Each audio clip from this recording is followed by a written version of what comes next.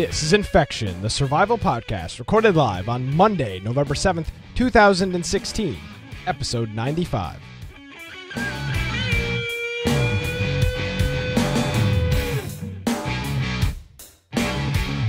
Hello, everyone, and welcome to Infection, the survival podcast. Infection is your source for the latest information on survival video games. We bring you the latest news, reviews, updates, and more each and every week.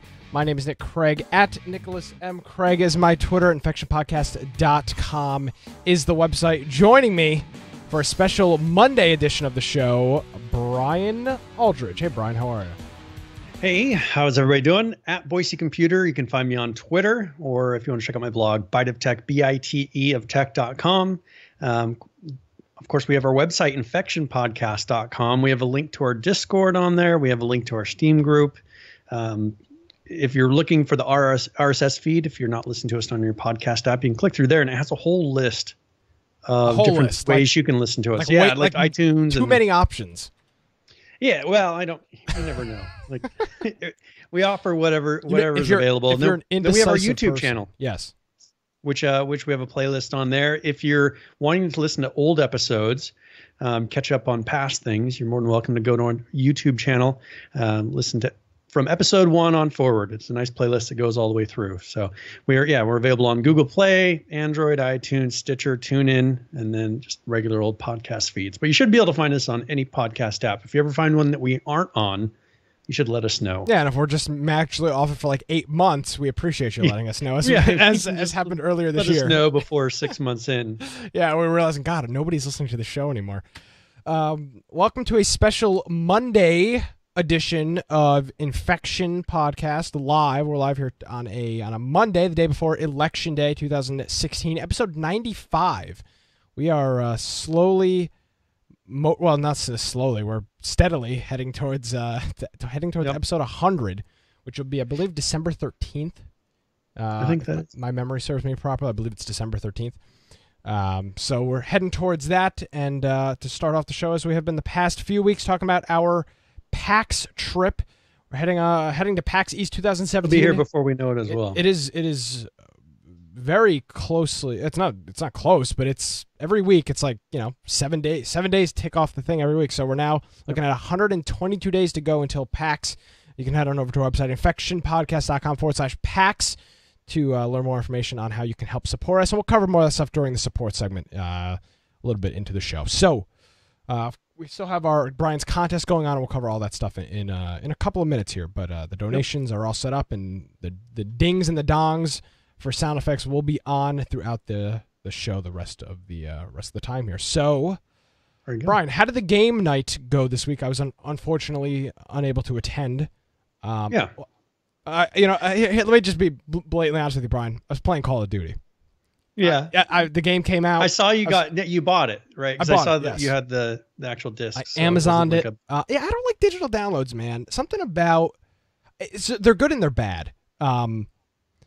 They're good if, for example, on Steam you can preload a game, or Origin you can preload a game really in advance and so on and so forth. I don't have the fastest internet in the world. I don't have AT&T Gigapower, Google Fiber, Fios, or anything. My internet's not the fastest, so being able to preload something is cool.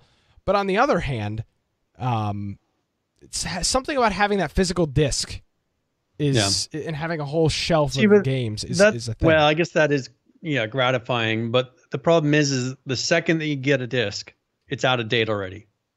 Like, you load it up and then you have a 2 gigabyte download. Well, with the Xbox, it installs the entire disc onto the system at like 5,200 RPM. So it takes like 3 hours to install the game after it reads it off. It's a very, very, very bad system that they have there. But I remember one of my first big games that I installed that was on a CD.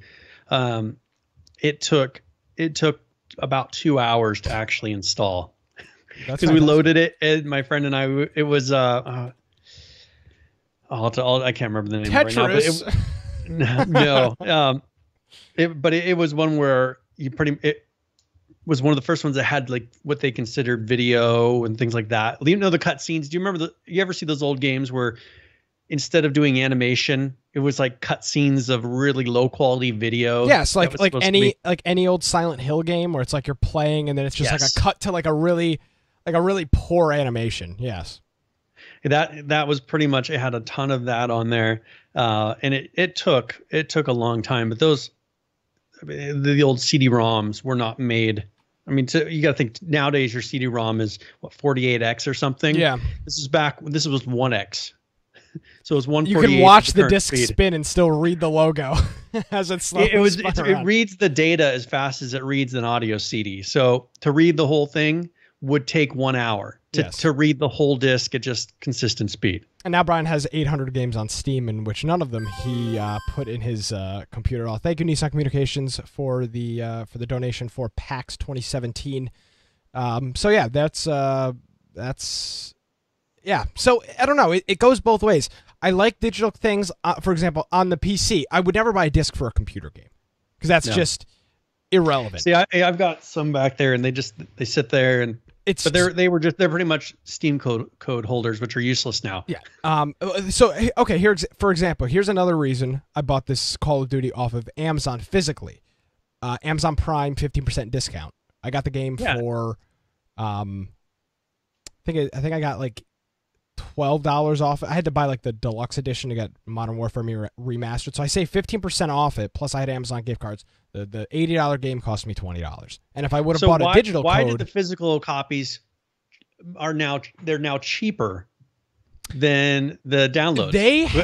This is an industry problem. It's an industry problem. If you go on Amazon and look at a game, frequently the digital copy in which they email with Amazon specifically, you literally run an exe that creates a text file that puts it's very, I don't know what that system is, and it just puts the code into a text file. That is more expensive than for them to have somebody grab the game off a shelf, or a robot grab it off a shelf, put it in a box, pay UPS, FedEx, or the Postal Service to ship it to your house, and you to put it in your system. There is absolutely no logic behind it at all. Well, and I was looking at, because you were telling me to get like an Xbox One. I was looking at the different consoles, and there was one that was bundled with Red Dead Redemption. I think it was the PS4. It was bundled with Red Dead Redemption. The one that came with the code was cheaper than the Red Dead Redemption that was bundled with the physical disc by like $50. I mean, but it's the exact same thing, exactly same copy of Red Dead Redemption, exact same PlayStation 4.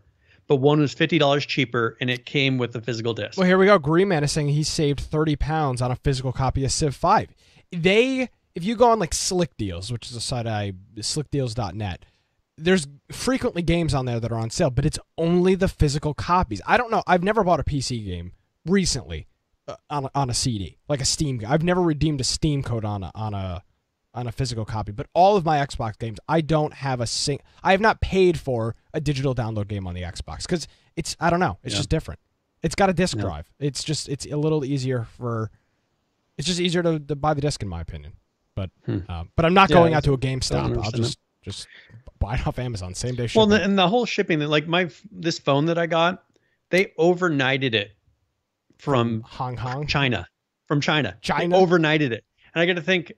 It took them weeks to send it, and then they overnight it, which that's got to be a huge amount of money to overnight from China. Well, when you ship enough things, it doesn't really cost that much. But nevertheless, there is a problem in general with digital copies versus physical copies, and for example, that Amazon discount does not apply to digital copies of the game. It's only physical copies that you get the 15% or 10%, like, was it 30-day period when a game is new on if you have Amazon Prime, whatever that new thing is. That's only on physical copies of the game, which makes absolutely zero sense. No sense. There's no logic behind it at all. I don't know if it's got something to do with physically owning property compared to, because when you have a CD key, you're essentially licensed. You don't own the game. You have a license to play the game. Maybe it's something legally, the difference between a physical copy in which you physically own that CD, that is your property, compared to a CD key, which is a lease to for them to let you play the game. So I don't know. There's got to be some reason behind it because it makes absolutely no sense. And it's now Nisco. He brought up a USB. Do you think at some point when the games get big enough, because I mean the problem is they're going to run out of of DVD space, and either everything's going to be Blu-ray no matter what, Well, or that's do you what it think is now. eventually? Yeah, I mean, is it Blu-ray, or do you think that they're ever going to get to where in the box you're pretty much buying a little USB disc? Well, I mean, that's what Microsoft does. A chip. But I don't know, because what's the maximum Blu-ray? 40 gigs? 50 gigs? I don't know what the size of Blu-ray is. Maybe I think maybe it's 25. Somewhere in that ballpark, between 25 and 50. Those are expensive flash drives when you get up there in price. Yeah, it's 25 gigabytes for single layer, 50 gigabytes for dual. So that's a pretty big disc. I mean, that's a pretty big. That's a very large game. Yeah, and you got to remember it's packaged on the CD. It's not 50 gigs of raw data. It typically pre-install exactly. It unpackages it. So I don't know. I like the Windows experience. I bought a copy of Windows 8 when that was out, and that came with just a little flash drive that you plug in. That was pleasant, but games, I don't think so. I mean, that's going to be a real hard thing to. As long as you don't need the USB key, fine. But I mean, I lose flash drives constantly. Yeah. It's like a revolving. I just wonder how cheap they are in comparison, because I mean, I get sent just. Yeah, but those are crappy. But those are crappy USB 2.0 drives. Yeah, and that would take forever to install. No, disk is the way to go, especially with the Blu-ray where you can fit 50 gigs of data onto it. That's definitely the way. My concern is how easily a disc can break. Well, but here's the good thing. It's done. Here's the good thing with the Xbox. So there's an advantage and disadvantage with the Xbox. It installs the entire game onto the hard drive. So you put the disc in. All it does the last is time you have to put it in. No, you still have to put it in. All it does is verify that the disc is in the tray. So if you have a big ding, so it's not reading it constantly. Exactly. If you for example, on the Xbox 360, if you have a big old ding on the disc, you're SOL. On the PS2, you're SOL, because the game's not going to play. It's going to skip and it's going to crash. With this, as long as it can verify that that's the disc, it just it plays it off the hard drive, plays it off internal storage, or external storage. So, none of this was in our show notes. No, but it's fine. This is all rabbit trail. It's fine. How did this start? Oh, Call of Duty. Yes.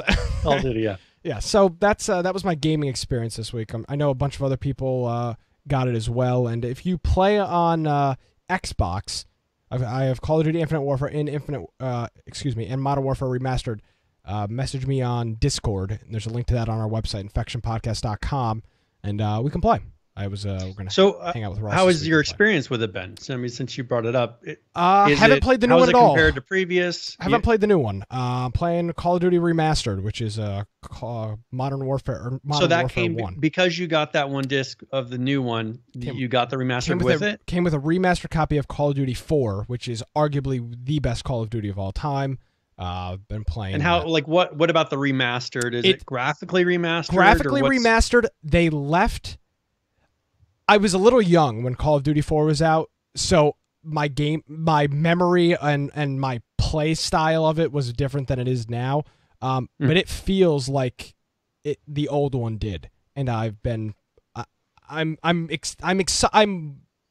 no problem spending $80 to play that game again, remastered in HD with a lobby of people that aren't cheating, because that's what happens now if you put in the 2010 game on an Xbox 360. It's just everybody hacking, so it's a lot of fun. I don't know, if you like Call of Duty, you already bought this game. If you don't like Call of Duty, you're not buying it. It's really simple. Call of Duty is a love or hate relationship. You don't borderline on the fence Call of Duty. You either buy it or you don't. So if you have it on Xbox, either Infinite Warfare or Modern Warfare Remastered, hit me up on Discord and jump in. The only one I've ever played is Black Ops 3. That's it. Yeah, on the PC. Yeah, on the PC. Yeah, I've never played it. That's on console. You weren't too old, but you were a little. I was at the point where either I decided between one or the other. But you were, for me, it's PCs. Yeah, well, exactly. And COD is not popular on the PC at all. There's more people, and I saw this on Reddit, of course, this week, because these people are mentally ill. They're like, more people are playing Farming Simulator than Call of Duty, and it's like, okay, but you do realize nobody plays Call of Duty on the PC. Like, that's just, people play Call of Duty on the Xbox and PlayStation. So to make such a stupid post like that is the epitome of the gaming community and everything that is wrong with it. So, yeah, I don't know. It's a good game, but you either love it or you hate it. It's not really, there's no in between with Call of Duty. You either love it or you hate it. So, yeah, Brian is just too old. Yeah. And Amnon's like, what? Well, so let's see. How old were you? Let's see. We're in 2016. How were you? How old were you in 2010? In 2010 I would have been 30. So you were a little old to be online arguing with like 12-year-olds about like getting no scoped on Xbox Live. Like, and I was in 2010 I was looking at getting married, and it's like you were just like I was my friends. My friends were the 12-year-olds that were talking trash on Xbox Live. And Brian had like a family or was trying to have a family. It's a different generational. It wouldn't have made sense. So, well, now my wife's been on a console kick like this last week. She pulled out our N64. She pulled out our Super Nintendo, and each night she's like, "Do you want to play some games?" So we've been playing Donkey Kong and all these crazy things. There you go. She's like the old school console player, and she's better than I am. Whatever. Getting beat by your wife. Yeah. I can beat her on PC. Yeah, there you go. You go post that on the PC Master Race subreddit so that they can give you karma, because that's what it's all about. All right, enough stupid Reddit jokes and memes aside. Well, speaking of jokes, let's talk about H1Z1. Sorry. I don't have my rim shot set up. We got a lot of interesting Radar X. I think Radar X said he's preparing for the podcast. Yeah, it's fine. I'm sorry. Comments like that. It's an easy target. What do you want me to do? All right, so we've got a few things now for the Just Survive crowd. This should excite you. This should be a breath of fresh air. We finally got some Just Survive news. Now it's nothing breathtaking. No new Z2 yet, but it's some things that we've been looking at, talking about, and seeing were a problem because, as I think we stated last week, somebody's Reddit post. There has not been a update for Just Survive since way before. It's like September 13th or something like that. Like, way too long ago. I don't think those were even major. Like there was a bench. They made a bench. That was like the biggest thing. Was that they made that workbench? Oh yeah. I mean that other than that, I think it was just small little things. There weren't a ton of major changes, and this is a lot of bug fixes. So I think they're just kind of prepping and taking care of old stuff that they just have swept under the rug for a long time. I mean, people haven't been playing the game, and if they want people to take it seriously, they've got to get these things fixed. So do you want to go through these, or you want me to read through these? So this post was posted originally, then updated and added a whole bunch of new content to it. So I'm going to try to decipher this because I read it last week and it's completely changed now. So this is from November 3rd, which was last Thursday. This is when they made this original post. There was a few things that they were addressing in a build that came out on November 3rd. Most of the server sync issues have been addressed. This addresses a great deal of lag-related issues. So remember, this is just for Just Survive. And Z1 and the old game. This is nothing we're talking about here is affecting King of the Kill to my knowledge. Another issue fixed was free placing objects around base foundations, IDs, etc. This has been a long-standing issue for a while now that we've dealt with these some of these free placing objects. I'm sure it's still going to continue to be in there, but they fixed a certain set of those. Fixed an issue where zombies had missing audio. Fixed a respawn exploit where players could teleport around the map. I have a feeling, Brian, this had something to do, unless this is actually true. Now with the respawn system, you can only spawn in a certain zone, and there's a cooldown period. That probably wasn't working. That's probably properly. How they fixed it. Well, no, I'm saying they had that, and I think there was an issue with that system not working probably, and they were able to respawn wherever they wanted. So that's been updated. Fixed an exploit where players could drive vehicles through metal gates. Please note that we are aware of 2 existing variations of this, and we're investigating both of those. Let us know if you find others. So they fixed one case of vehicles driving through, but there's also 2 other different variants of this that are still in the game. So if you have that, report it to them. Character names can now be reused after a character has been deleted. I thought that was fixed a really long time ago, but I guess not. Fixed an exploit where melee weapons could take on behavior of other items. Your machete. Wasn't that an issue at one point where the machete would make a bullet sound or something like that, or guns would make some type of melee object? I'm trying to remember. Yeah, one of them thing would make like a bullet sound. And I'm trying to remember what it was. Okay, so remember. Well, this kind of reminds me. Remember when? Remember when trees would spawn into vehicles? You cut down a tree and then a vehicle would pop out. Yeah. Yes, that's the kind of stuff. Yes, so that's what they call Easter eggs, Brian. Those aren't bugs; those are Easter eggs. Oh, need a vehicle? Cut down a couple trees. Yeah. So that's November 3rd. That's some old stuff. And then I'll read this. This is icing on the cake. We had I'm reading this directly from the post now. We had a setback with the test server build that preventing us from releasing it today. We'll have to let the test server update on November 2nd, persist over the weekend, and update again on Monday or Tuesday. So last week we read a post where they said we will not be pushing any more broken updates. They said to the game, but I think that meant test server too. They found an issue. They set back the test server update. These patch notes came out on the 4th, and there was a few things in here. Some of the stuff from the last notes that we read as well. So there's a few things that they've been collecting player feedback on that are in this as well. So the first things, guns/ammo vanishing on death should be fixed.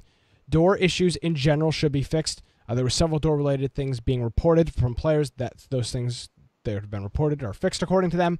Bullets traveling through players occupying the same space. This should be fixed. We covered this in King of the Kill 2 or 3 weeks ago. Actually, I think it was last week maybe. This was an issue in King of the Kill. So they figured out whatever that was, and that's now in King of the Kill and Just Survive. Weapon workbench taking heavy mitigation damage from all sources. That should be fixed. Medical stations cannot be opened. Should be fixed as well. Bandages cannot be equipped in the flashlight slot, but did nothing. That was fixed as well. Popping out of vehicles, which I guess was randomly happening, that has been fixed as well. Now the next few things I'm going to be covering are things that they are aware of, they know of, and they're currently working to try and find a solution to those. So the first thing is latency issues, which I said we just talked about in the one before it. So still looking at some latency issues, which latency is one of those things that is always being fixed and worked upon. There's nothing new with that. So there's that. Incorrect avatar/character/auto skinning issues. They're looking into that. Broken emotes. Invisible players in vehicles. That could be quite a problem if you're trying to kill somebody. The CDTS. Not a whole lot of these reports, but if you experience these, please include the following information. So it's CTDs. CTDs. What is that? I think that's something to do with a crash. So they want the time/time zone of your. I'm pretty sure it's got something to do with crash. I've seen this acronym before. I'll look it up. I'm looking it up too. I've never heard crash to desktops. Okay, so it is a crash. Yeah, crash to desktop. Okay. I knew it sounded familiar. So report. Why don't you give them some information? Don't just say game crash. Like give them a little bit of information on that. They want time/time zone, so on and so forth. And then just a few other random PC issues popping up as well. So if you have reports, they're wanting those reports from you. Are we using the issue tracker now? Is there complaining on Twitter? It's very wishy-washy what they want to actually have done. So I mean, they give you the format. I don't know where they want these reports in an email. Don't say put them on Reddit. Bug reports at isn't it like, or maybe that's, I don't know what it is, but they want your reports. They want specific things in the reports as well. So it sounds like they wanted them on Reddit. Oh God, I hope not. I mean, from what they're saying, they're not saying go to this website and fill out a. They're just saying when you type it in here, type this format. There you go. Who knows? Maybe they've given up on the bug tracker. Well, I mean, it was never theirs. Well, it was theirs. They're just not. They were never monitoring it in the first place. So that was the 4th that patch note. Now we do have these patch notes are wicked out of date. I don't know what these are. Which ones? The 929. But we do have. Oh yeah. Okay. That's Don't. That's the last JS patch. Gotcha. So just showing you how long it's been since they actually put it on an actual patch. Because you were mentioning 929. Okay. Yep. So here we go. This is I'm sure this is gonna make a lot of people happy. We have the new official Just Survive Discord server. Yes. I'd love to show it on stream, but I'm not going to because it's your typical I joined it. I was like the third person in the Discord because I was on Twitter at the same time. I saw the link. I joined. You want me to put a link in chat? Yeah, that'd be great. I join in. I'm like, hey, what's going on? The second thing is like, F this game. Z1 is way better. Z2 effing sucks. F this, F that, F See, you. I finally left it's just the King of the Kill Discord. It's like they're in like your first message in this Discord is literally saying F you to the developers. No, and they're in there actually hoping to have a nice welcome. They just did not learn their lesson with the King of the Kill test server, which is just the epitome of the online gaming community. So. Yep. They're learning that stuff with I guess they're not learning anything. That should be the should be the thing. So yeah, fix your game. It's just just stuff that doesn't provide any useful dialogue back and forth. It's things that just piss them off more, which causes them to make them not want to talk to the community. Exactly, make them be more in a clamshell. Then you look like an idiot, and it's just not. It's just not good. So there you go. All right. So they put out a tweet here for a share your tip and win a Corsair keyboard contest. Now, I mean, that's the thing is they want you to tweet them tip. And I've done at least 100 and whatever tips on this game so far.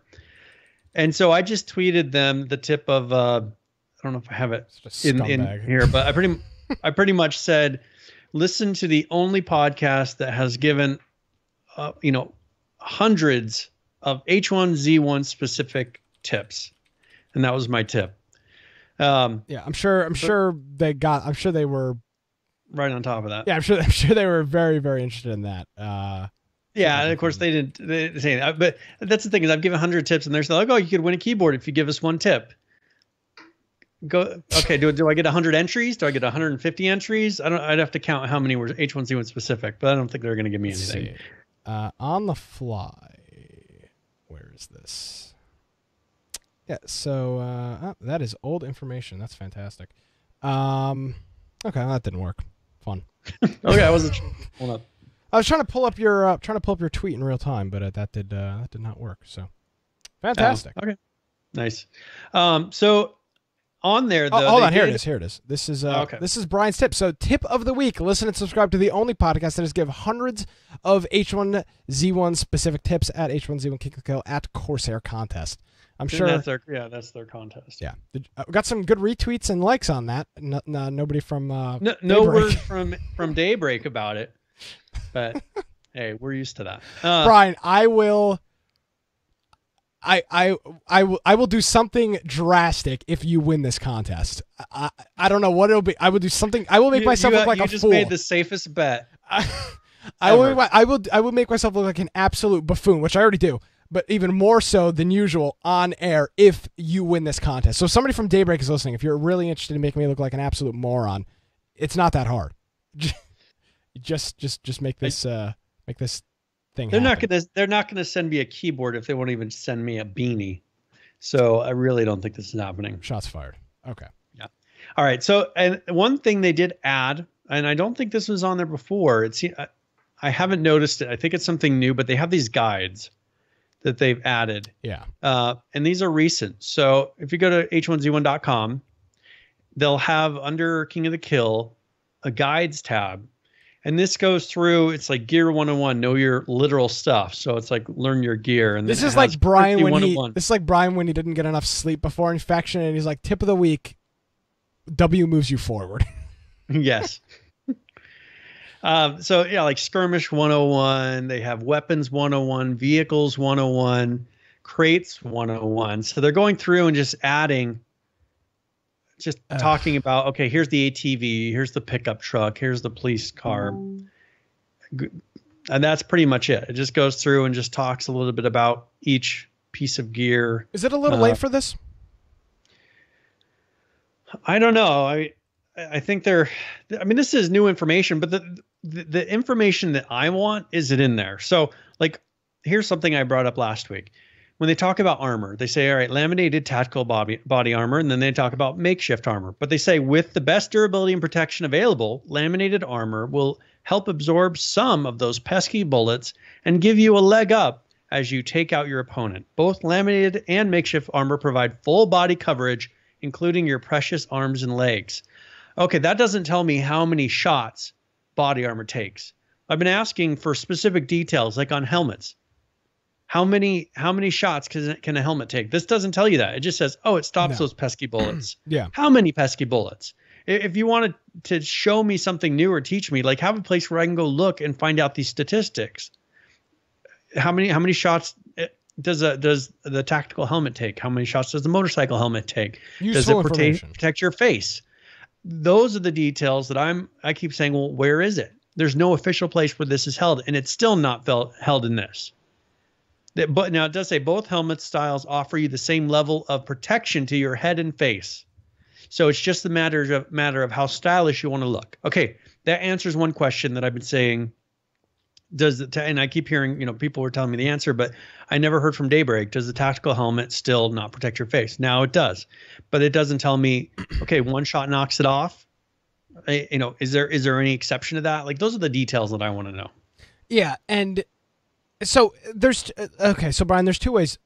I'm gonna play total devil's advocate here. Yep, okay. Typically, when like game publishers create their own like tips, like they currently have in the launch screen, they're typically like general information, like press the tab key to access your inventory.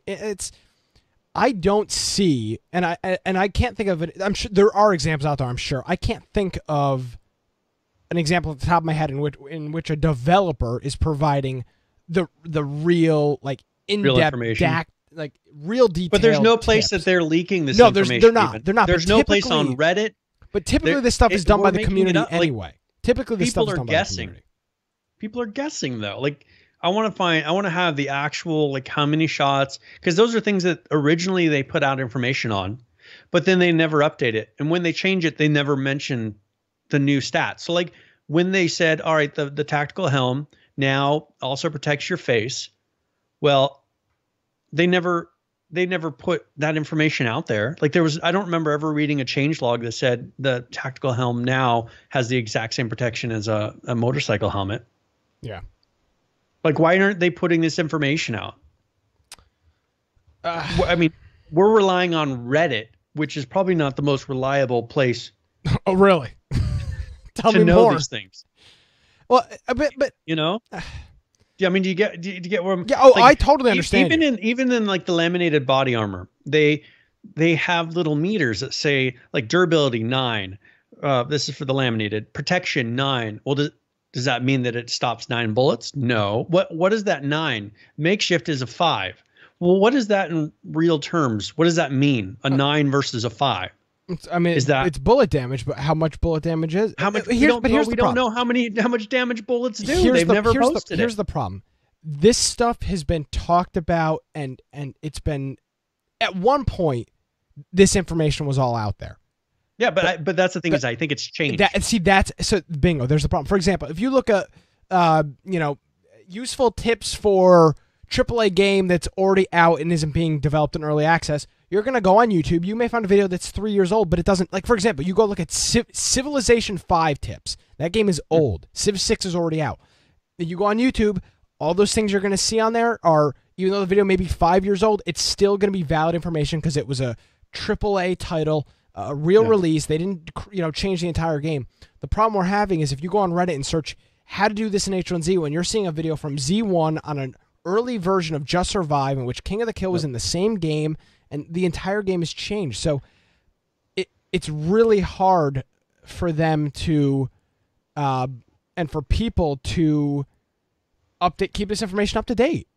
They need a wiki. I mean, that's the thing. That's how these other games handle this, is they have a wiki that they just keep up to date. I mean, look at Ark. All that information that's in their wiki. You got to remember, that's not even that Ark wiki. That's on Gameopedia. That's not. I don't even think Ark maintains it. I think that's completely community maintained. Exactly. But whenever patch notes come out, Ark makes sure that they're posted on Gamepedia. they actually do some things to implement it, but the community has one place that they can go through. Yeah. And it's official in the sense that Arc, like that's Arc's wiki, not that they maintain everything. Yeah. But where is that for H1Z1? It's Reddit, which how do you go find that old information? Like you're only relying on what they have on their website, which is a minimal amount of information. Like this is one of the only things that actually tells you anything about specific things, but there's no details. At this point in time, Brian, I don't feel the need for them to be pushing out, things like that when it could change. It could literally change tomorrow, and they won't notify. But that's why I feel like they actually need a wiki, is so that when it changes tomorrow, but they someone won't can update post it. But they won't. And that's official. The problem. But it needs to be a community maintained. But here's wiki the thing. For example, like let's say a helmet does 9 damage, right? Whatever the hell that means. Or it withstands 9. I don't even know what that number is. I mean, Google, it doesn't even matter. If that changes tomorrow and they don't put it in a Reddit note, nobody's going to have a freaking clue, and then we're going to be going on our merry lives in H1Z1, and you're going to be saying, wow, I'm getting shot in the head constantly, and then 6 months down the road it's going to come out, oh, well, a few months back we changed the helmet thing. The problem we have is a problem that I've talked about. It makes me want to throw up every single time I talk about it because I've said it so many times. They don't include everything that they're doing. They only include in certain things. Only what certain things what they remember or what they feel like talking about. Yeah, it's a real problem, and I hate talking about it. I absolutely hate talking about it because it's the same thing. PH brings up the H1Z1 Gamepedia. Yeah, they have one. It's just all old. But the thing is you go on there and like go look at the keyboard shortcuts. It's all stuff from week 1 of release. Oh, you go look at the map. It's Z1 still. Yeah, like there is a wiki, but it's in no way kept up to date. I mean, and I don't know if this is our fault. I think just because it's been out of date since day one, and people don't have information to really consistently know, is this correct? Well, there's nobody bothers with it. It's not a source for people. Exactly, and here's the thing: we look at games like Rust, for example. They make a letter capitalized for an item name in the game. That is included in their patch notes. They include, and same thing with Arc, they include every little change. Because of whatever revision system they're using or whatever push system they're using, they're required to say what they changed on the spot. It's not like let me jot down on this sticky note what I updated here. They include all of that stuff so that there can be a Wikipedia up to date or some type of wiki up to date. With H1Z1, for example, I'm on this Gameopedia for H1Z1 wiki. Base building. The picture is an early base concept now in the games as campsites. That is nothing like the base build. It says it's called basebuilding.jpg. That's not a base in the game. That's a they have the one compound where it shows you being able to take over a building, and it's like a rough concept. Yeah, that's not in the game. Did. That is not in the game. The doors. What is this? I mean, here's the thing. The problem is they put this stuff out on Reddit. I mean, how many times? For example, the first picture on here is this: pick 1, 2, 3, or 4. Wasn't there a whole thing with generators where they said, "Oh, we're gonna put lights in the game. Pick a design." Yeah, wasn't pick that which them? one. Like, never came out. Never. Now, again, I don't want to be spreading misinformation. I believe that was them, and it wasn't a community-run thing. I could be wrong, but that was the one where they said, "Which one do you prefer?" was them, because I Okay, remember 'cause it them was a showing the straw different poll, yeah. styles of lights, and they said, "Which one do you like the most?" And it's something that's never been in the game. Yeah, They never did anything with it. there's just a lot of things on here that But that's a perfect example, the base building thing. there's nothing in here. That's why that's this is totally pointless. It's 100% inaccurate. There's not, other than saying there are player-built bases where players can craft deck foundations and ground tampers. That's the only accurate thing on that whole Brian, page. there's 2 paragraphs dedicated to barricading. That which doesn't exist. Was never in the game. I'll read it to you. Any building can be used as a shelter, which the player can reinforce with using resources from the environment. Barricading, including blocking doors, windows, and other potential points of entry using planks. Bullshit. That has never been in the game. Never. There was no revision of that in the game. That was never in the game. How did this end up on the Wikipedia? How? At what point did this end up? I'm sure that they came through, like they probably did the initial draft of this. But this was never in the test. This was never in a test version of the game. They probably went through and thinking about, when the game was getting released, saying, all right, here's what we're looking at having. Let's put this all in the Wikipedia. They probably went in and put all this initial stuff in there. So it was in the pre-alpha that they showed on stream. Well, there you go. Nisco's also bring up the point, craftable shotgun that the community voted for, which never got put into the game. I mean, God, I hate talk. I feel like a broken record. They have done this to themselves. They have 100% put themselves but into see, this, what they put in here, this guides thing, they're not going to keep it up to date. I mean, they could say they are, but this information 6 months from now that they put in these guides, that's probably why they're so generic on it. Because, all right, they're like, as long as we keep helmets in there, we'll be safe. As long as we keep, crowns and the currency, as long as we keep the same vehicles. But if they change, they probably wouldn't update these guides anyways. That's why there's such a need for a true wiki. This page was modified. That they give information for. Here you go, Brian. This page was modified November 29th of 2015. This base building wiki is practically a year old. But that's the last time it was modified. That it was probably originally done like 6 months before that, like the initial draft of it. It's probably just had minor modifications. It's just very frustrating. And we have people like H1Z1.db.net where they are able to get information, but they're pretty much gleaning that all off of the releases. Like they're going through and scanning and finding this information for themselves.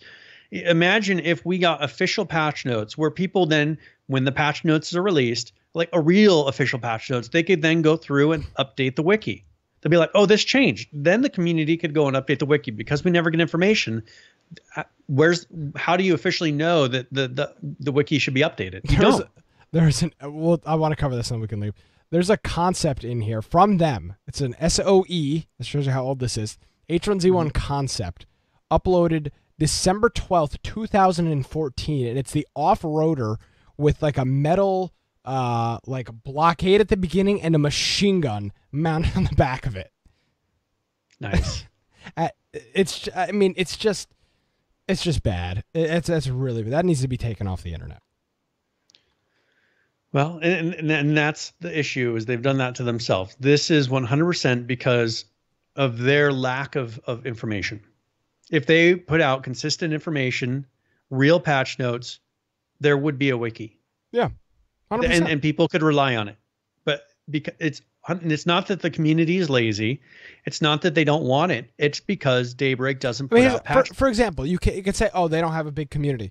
They posted this link on Twitter a few hours ago. There's 80 people online in the Discord right now, and there's 71 that are offline. There's 200 people within a matter of 2 hours that have piled into this. So there is an active community of people that are willing to do things. So there you go. Yeah. All right. So that's pretty much it for H1Z1, I think. Is there anything else you were thinking of? No, I'm all set. I mean, there's not really any news. Like King of the Kill's been stagnant. We're coming up to Thanksgiving, which pretty much means nothing from here out to the end of the year, which we predicted last year, and I think we were 100% right last year when it happened. 99.9%. Said, all right, we're this close to Thanksgiving. Yeah. We came up to Thanksgiving and nothing happened till after. A couple weeks away. Yeah, 3 weeks, I think. Yep. And so, all right. So for the game of the week this week, last week we did Left 4 Dead 2. How'd that go? Went really well. We had, pretty much two teams we went through and tried some different servers where you could have like 8 players. Oh, okay. And the issue with those is that what it does is it gives you a really good gun, unlimited ammo, but it's constant waves of zombies. I mean, constant. They spawn on top of you. So we tried a couple different ones of those. I mean, it was fun, but it was definitely a challenge. We were thinking, oh, this is going to be easy. You have this ridiculous gun that you usually don't get in the game. You can't run out of ammo, but there were just so many zombies. It just was a thing where you're just trying to help each other up, and it was pretty tough. But it was fun. We didn't do any of the 4 players versus 4 players, which would have been fun to do. We just got caught up in that. But that was Left 4 Dead 2. We'll have to do it again.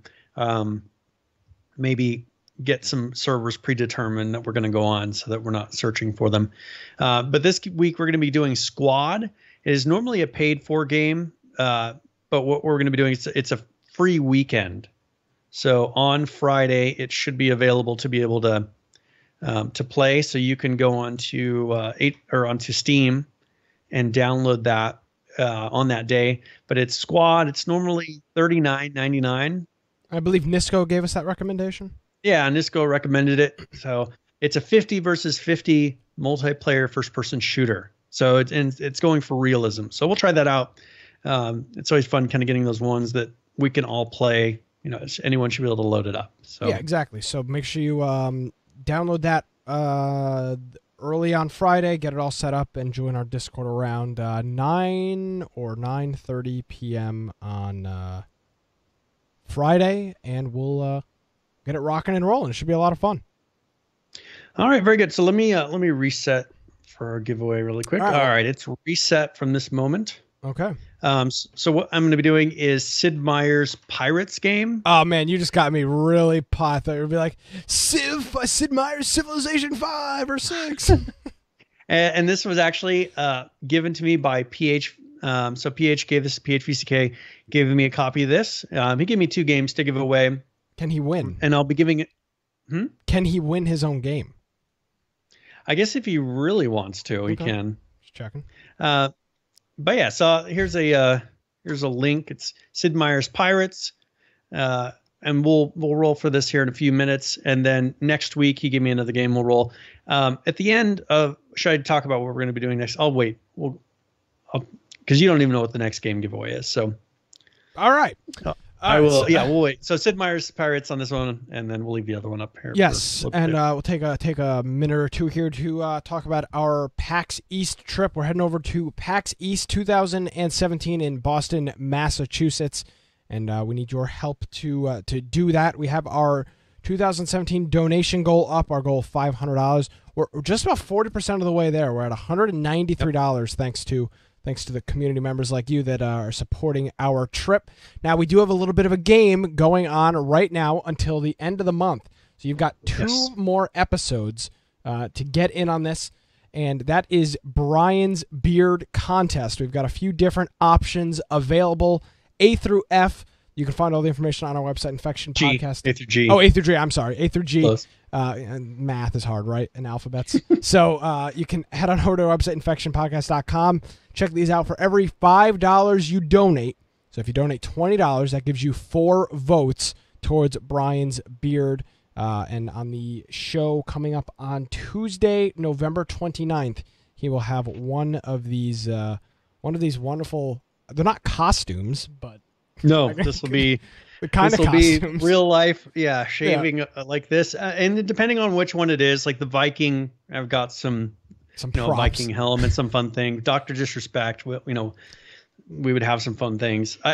For like the Shaft one and handlebar mustache, there's not really props. So in the lead right now is the Fu Manchu. With 8 votes. So if you're interested in tipping the scales one way or the other, head on over to our website, infectionpodcast.com/PAX, and help support us on our way through there. We've got a lot of really cool stuff planned coming up on PAX. Yes. It is 100% happening unless there's like a massive snowstorm, which is a possibility in March in the Northeast. It's a March in the Northeast. It's a possibility. So we're excited, and it's going to be a good time. So, well, we're not planning it. We're planning it all going 100% smoothly. Oh yeah, but come on, we know reality. Nothing goes 100% smoothly. But that's the thing about Boise. Like there's no weather like that. Yeah, there's no weather at all. We get snow once or twice a year. It's already snowed twice here. November. Yeah. See, we won't get 7th. snow. Like the earliest it snows in the mountains is November. Like the end of November, right before Thanksgiving. But maybe right around Christmas time it'll snow. It might stay for 3 days. Once in a while we'll have a snowstorm that actually stays a week. Wow. But that's it. There will be snow on the ground from December until sometimes May. April, May, even June. See, I like our climate. I don't like driving in snow. If it's a really bad winter, June, there'll still be snow piled up in parking lots. It's pretty bad. All right, enough of snow talk. Let's transition over to Ark, and not they only did one official patch this week. This could be the downturn, Brian. This could be the fall of a kingdom, like the Roman Empire. It just started. But today, the thing is, they're supposed to come out with a big patch. All I'm saying, it could be the start. You never know. Mm-hmm. Okay, well, so today was 2.4, or actually the second was 2.49.2, which just fixed an industrial grinder exploit. That was the only one in the past week, but today is supposed to be 250, so 250.0, and that's November 7th. And this is going to be a pretty big set of patches. So they're ending the Halloween event. They're doing some fixes for procedurally generated arcs. Then they're doing that 20% performance increase. New Explorer node, just it's a list of things. It's a decent amount that they're putting in. So that's supposed to be today. I haven't seen it yet, so we'll see. And they usually get it towards the end of, or maybe even early tomorrow morning. They put their best goal. It's an ETA, so they do have, since they do say ETA and this isn't definite, they're expecting it today, but it may be around tomorrow. So, and then the next big patch after that, 251, isn't expected until November 23rd. And I'm assuming that's going to be the Thanksgiving event as well. They don't say it in here, but I'm pretty sure that they'll roll out the Thanksgiving event about that time, with all the turkeys and everything else. So, because that's what 2 days. That's the day before Thanksgiving.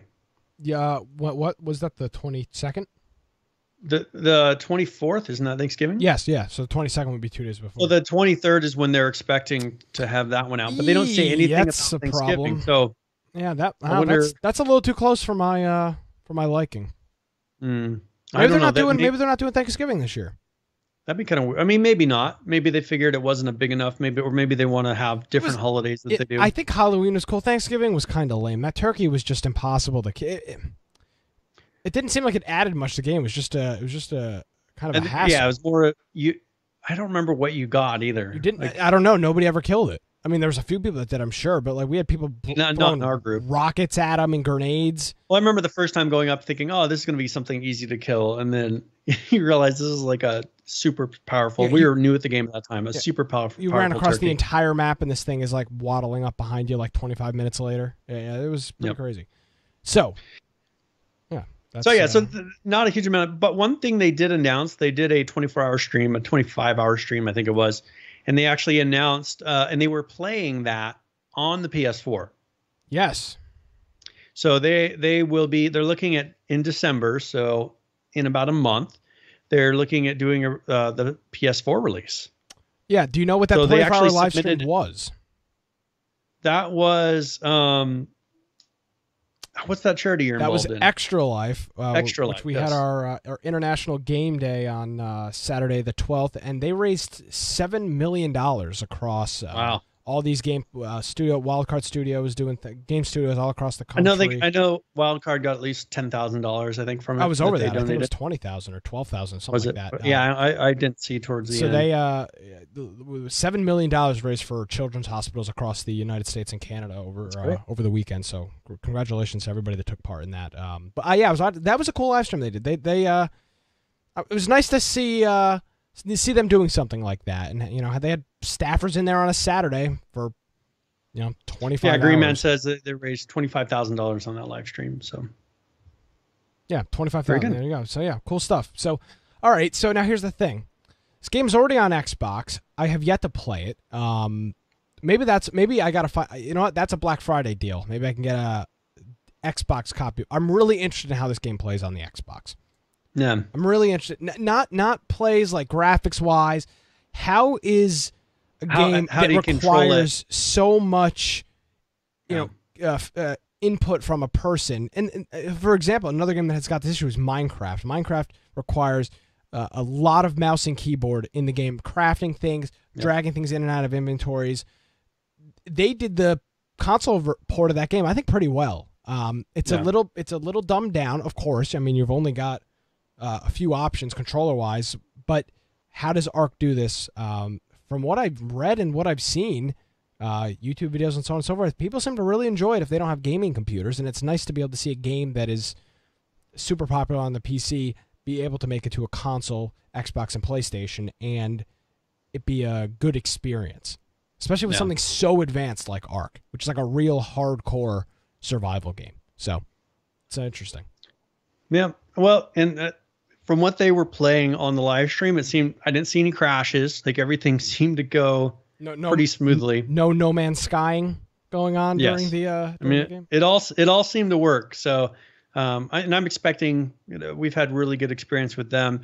I'm expecting it to be a smooth release, so that'll be PS4, Xbox, PC, all totally different release schedules. I mean, they try to get them close, but this is the company that if anyone's going to do it, I trust that they're going to do it right. So if you're interested in getting Ark on PS4 in December, is when they're going to be releasing it. I'm sure right before Christmas is kind of their goal to get a lot of those Christmas sales. So check it out, and when it actually gets released, we'll announce it. Now they released their Humble Bundle monthly, this last one. Yeah, a little. Some months are good, some months are not as good with this. Now, okay, so let me give you my opinion on some of these. By the way, this is all opinion based because it's eye of the beholder when it comes to this stuff. It's not really. Yeah, exactly. Like Styx, I had that game before, and I've been playing through it, and I think it was a fun game. It's kind of a rogue style game. You have to sneak around, but I really enjoyed that game. I haven't beat it all the way, but I'm assuming I'm at least halfway through that game. Okay. And it's pretty fun. And then, Broforce is one that's kind of a side scroller. I'll have to try that out. Yeah, I'm definitely interested in trying Brof. That seems like the game seems like it's right up my alley with like it's got the like retro 80s look going on. Yep. Oh, that seems like then they have Rebel Galaxy. I'm not sure. I'd have to play it, but it's got very positive ratings. Escapist gave an 80 out of 100. Beyond Eyes, which I never heard about before, and I don't know if I'm going to check that one out. Kathy Rain, which is kind of like a detective novel, but it had a unique kind of a look to it. I mean, it's a little bit of the pixel game, but Destructoid gave it a 9 out of 10. That was one where I downloaded it, and I'm going to have to at least play through it a little bit. And then Stardew, I still haven't played yet. So, but I know people gave it a very good rating. I mean, 88 out of 100 on Metacritic, overwhelmingly positive rating on Steam. That's pretty good. Yeah. So we'll have to try that one out as well. And then the next one they're looking at doing is Dragon's Dogma, Dark Arisen, which I've never heard of before.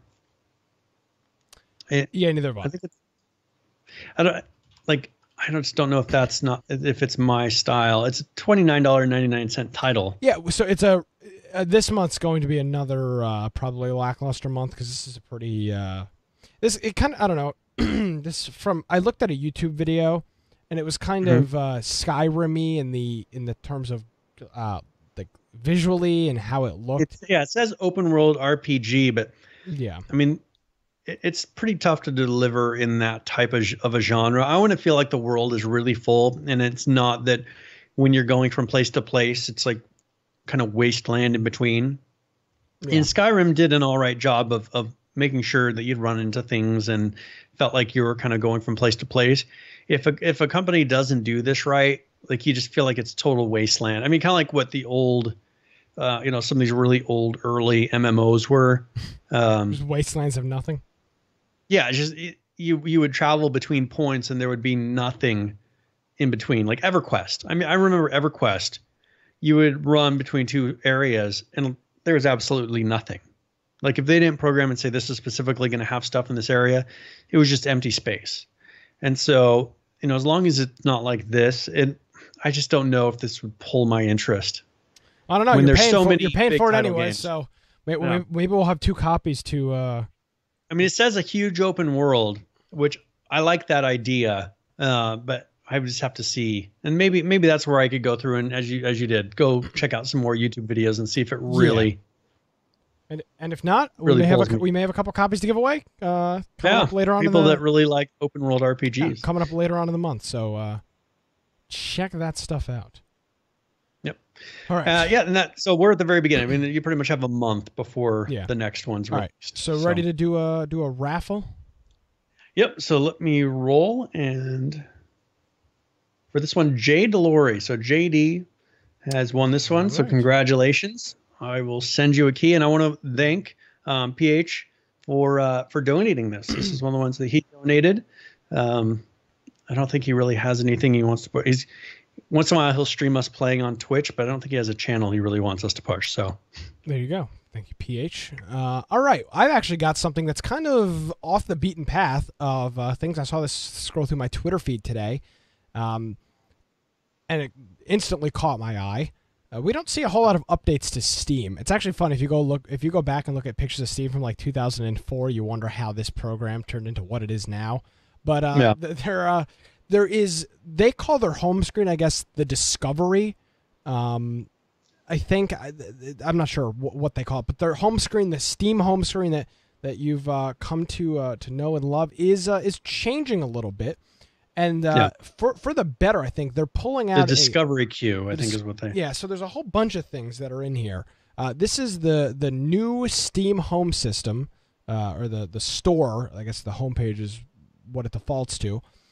You've got your browse by genre and stuff all by the side. You can see your tags. So specifically, my tags are survival, multiplayer, open world, zombie, FPS.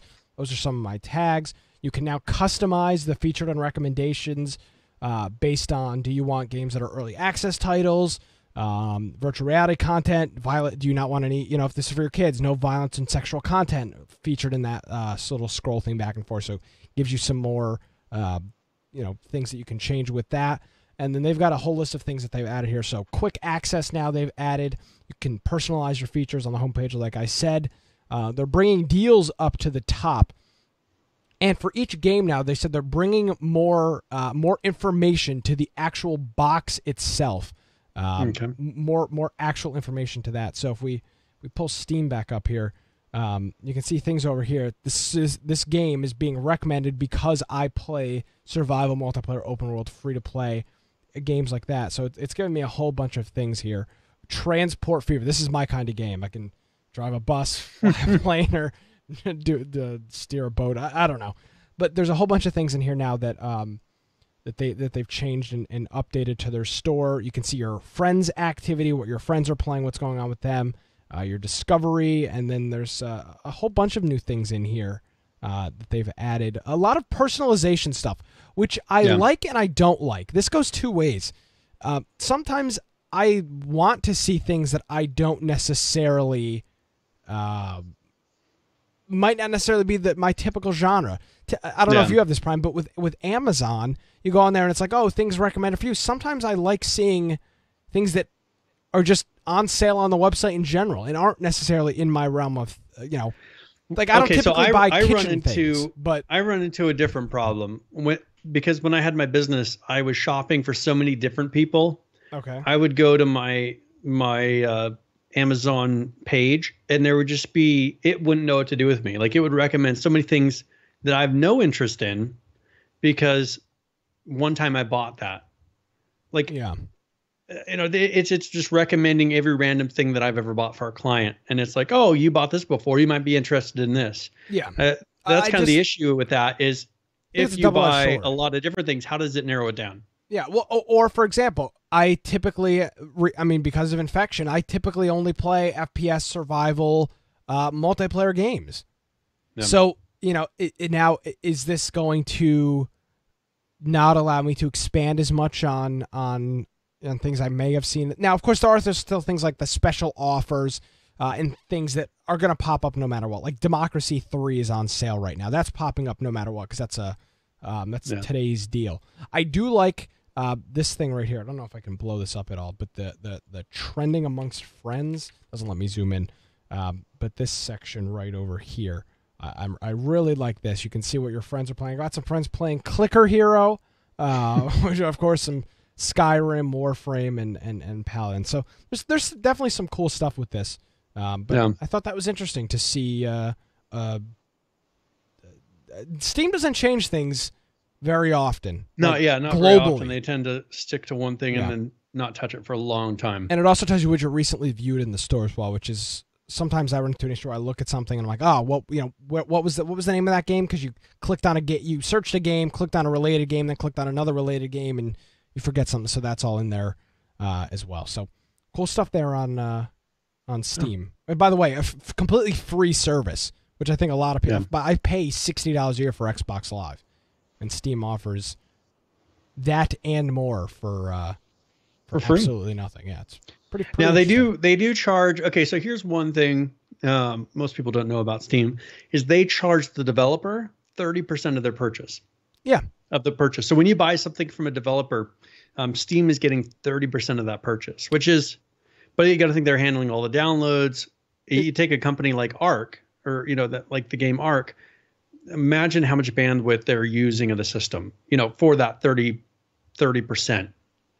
I mean, updates every week, tons of gigabytes worth of transfer. They're kind of covering that, but that is what Steam offers, and they pass that off kind of onto the developer, and we get all those benefits for free. To where someone like Microsoft, they want you to pay for it on a monthly basis. Yeah.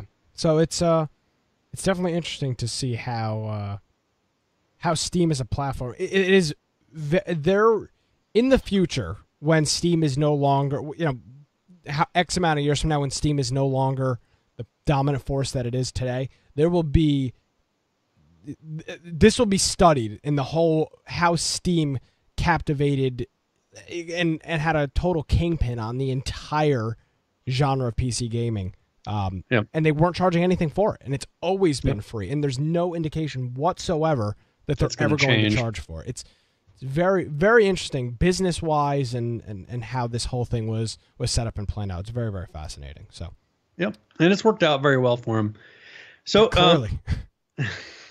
So The Forest, they released a new update, and this came out on the 3rd. So this was this past week. They added a new difficulty mode to it. They added wearable paint, so you can customize your character. They added a new weapon type, and then they also improved the cache. Is it cache? Isn't that how it's supposed to? I always say cache, but that's because of computers. Yeah, yes. When it's something physical, isn't it cache? It's cache, I believe. Yes. Yeah. But then you sound like an idiot when you're talking about clear your cache on your Internet Explorer 9. Yeah, and so there's two different versions of that. So, maybe it's just cache. I don't know. Cache. Yeah, I usually say cache, but I hear people say cache when they're talking about physical things. Cache. There you go. I always call it cache, but I'm always like, am I doing this wrong? I don't know. Life goes on. Yeah, they'll be fine. So you can find red paint that can now be worn by players. It says, whilst worn, enemies may act differently towards you. However, rain and then going in the water will wash off the paint. So they've also added some cave paintings to help explain why enemies might be doing this. So it's kind of like that underlying story that they're starting to unravel. And maybe this is, remember when I announced, I think it was in the last 2 weeks, maybe last week, where they're redoing the end story, that they're doing a much more expansive version of the end story to this, rather than, oh, I found my son or whatever it is. Like, we haven't got that far. It's going to be all tying it together. All these different little things throughout the game are all going to be coming, and everything's going to be answered in the end. So, this one, they also are adding, as they said, it's now possible to add items to the weapon rack. So you can have a weapon rack. So you don't have to go into your inventory. So because they have racks where you can store logs, you can store rocks. Now in your base, you can have a weapon rack to store all these different types of weapons. So yeah, this is a game that is coming together. SurviveTheForest.com is the page for it, but they don't put out patches very often. So This is 0.49, and then 0.49b was just a little hot fix, pretty much fixing some of the new things that they added, like the skin rack not functioning in multiplayer games. Adding something broke something else. I love how they did this the day after. They didn't let this sit and linger and pick away at people's opinion of the game and motivation for the game instantly, right away. This is how they tend to do it. Like, they'll wait a while to put out a patch, but then after that patch, if necessary, they'll do 3 hot fixes in a row. Yeah. They'll just bam, bam, bam until they get those issues fixed, which is how it should be done. I mean, we've gotten really just thrown off by Daybreak, where a bug is possibly never going to get fixed. I mean, possibly 6 months later it'll get fixed. Possibly it'll just eventually not become relevant anymore because they've made enough changes to where, or you've accepted it as gameplay. I mean, that's kind of how that's turned. Most companies like Ark, in the game Ark, they don't do that. This kind of a game, they don't do that. 7 Days to Die, I've not really seen them do that. So a lot of these other companies, I really appreciate when they put out these fixes. Now, do we want to go into Rust? You have the... Yeah. There's a long video with it. Do you want to play the whole thing? Yeah, they did quite a few changes, and it's pretty man, that's 10 minutes. If we can. I mean, we're only at an hour. We can play it. Okay, yeah. I mean, it's all relevant. This is like a 600 megabyte patch that they did for this one. So, all right, and this is from. I think that it's still relevant. Okay, this is from Shadowfrax. Let us know. Send us a tweet or something if you are interested. If you like these every week, or if you'd rather have Brian and I just kind of skim through the notes and decide what we think is important or not based on how much we've played the game. So this is Shadowfrax's. What's the number on this dev blog? 134. 134 is the dev blog number. All right, well, here we go. Greetings, survivors and friends, I'm Shadowfrax, and welcome to my weekly roundup of the Rust dev blog, where in this episode we ask, what you gonna do with all that junk? What's this season's hottest colour, and why have I got a strange tingling sensation in my nether regions? But first, this week's update and forced wipe brings with it probably the most significant change to Rust since the last one. But seriously, unless you've been living inside a tree for a couple of months or so, you should at least have some knowledge of the new component system and what it's all about. I'm still going to tell you anyway, but whatever. If you are one of those people who were triggered by the very mention of the word XP, then you'll be glad to know that that system has of this update gone bye-bye. If, however, you actually quite liked it, then don't worry, because just like the Blueprint system before, it has now forked off onto its very own branch called October 2016, and you're quite welcome to fork off with it if you so desire. I won't judge you. So, what is the component system? And how does it work? Well, whereas blueprints were too random, XP on the other hand was too linear and had the effect of changing Rust from a sandbox experience into a game about leveling up as quickly as possible and then getting bored because you'd reached blueprint nirvana. Not only that, but due to its very nature, it would have been an almighty pain in the arse to implement new features going forward. To cut a long story short, we now have a system which sits somewhere in the middle, and this is how it works. Now, there are no more locked items. You can craft everything straight off the rusty bat, and nothing is hiding behind a blueprint or experience level. However, there is a catch. Although basic items such as bows, burlap, boxes and building plans are available to make with raw materials as per, anything beyond a certain tech level will require some sort of components to craft, and you'll need to go out and find them. This generally means more exploration, paying visits to rad towns, smashing barrels, or rummaging through one of the newly added junk piles which now spawn randomly around the landscape, reset every 20 minutes, and appear in greater numbers depending on how many players are on the server. Don't worry, these models are just cobbled together placeholders and will be replaced with something a little bit more sophisticated in the Junis, of course. There are an assortment of different components right now, with more to be added down the road. They can only be found in loot, and each one is used in multiple crafting recipes, which means that you'll have to make some tough decisions about exactly what you want to use your stash of bric-a-brac to make. For instance, gears are not only needed to craft crossbows with, but are an essential ingredient for making armoured doors, external gates, ladder hatches and snap traps. Metal blades are vital if you want to craft salvage tools and weapons, but can also be used for metal barricades. And if you want to make something that goes bang and kills things, then you're going to need to get your greasy hands on some metal pipes, because these are an indispensable part of most firearms. Loot has now been completely redone, and you should no longer find any empty barrels or crates, but by the same token, you won't be finding any more complete items, apart from in airdrops that is, which makes them even more valuable than ever. Research benches are understandably now dead in the water, but the repair bench is staying, allowing you to refurbish items as long as you've got the correct components or resources. Another new addition that goes hand in glove with the component system and that can be found in most good rad towns is the Recycler, and although I've already covered this beast in previous episodes, the basic idea is that most items can be inserted into it and broken down into about 50% of their constituent components or resources. For example, metal blades, sheet metal or propane tanks go in and metal frags come out. Chuck in some rope and a shirt, for instance, and you'll be rewarded with a nice pile of cloth. It all makes sense if you think about it, and can be a useful way of exchanging something you don't want for something you do. This is all a work in progress, of course, and will no doubt be subject to much tweakage. Nothing new there, I mean, that's just how Rust has pretty much always been, but hopefully this new system will be fun, and the focus can now shift to adding the really important stuff like beards, rideable horses, and pies. Now, as everyone knows, radiation is incredibly good for you, so you should be overjoyed to know that it's now properly back in your local dungeon, although not as we know it. It's basically been reprogrammed from the ground up, and this is what to expect at the moment. It now comes in 4 distinct but ultimately deadly flavours, namely minor, low, medium and high, each one dealing an increasing amount of rads per second.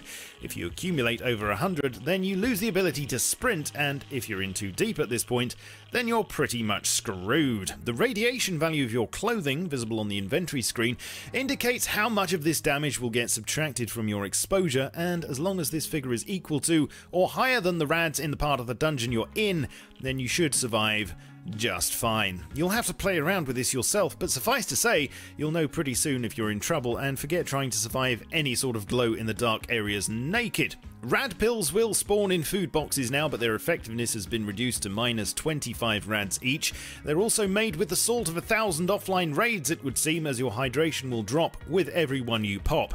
So do bring a drink with you. Time for the weather report now, and rain has currently been disabled until a way can be found to stop it from precipitating even when you're indoors or underground.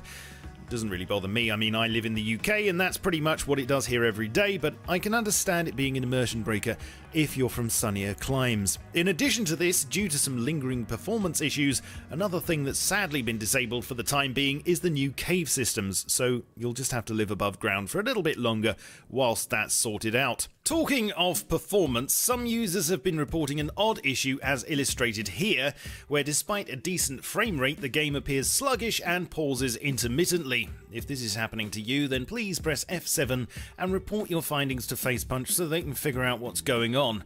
Incidentally, this doesn't affect the DirectX 9 version, so you can always launch the game with that setting if you want to get around it, but do report it first, won't you? Now, melee in Rust ain't the sharpest, but one knock-on effect of the new component system should be to reduce the number of firearms in circulation and make it a more viable option.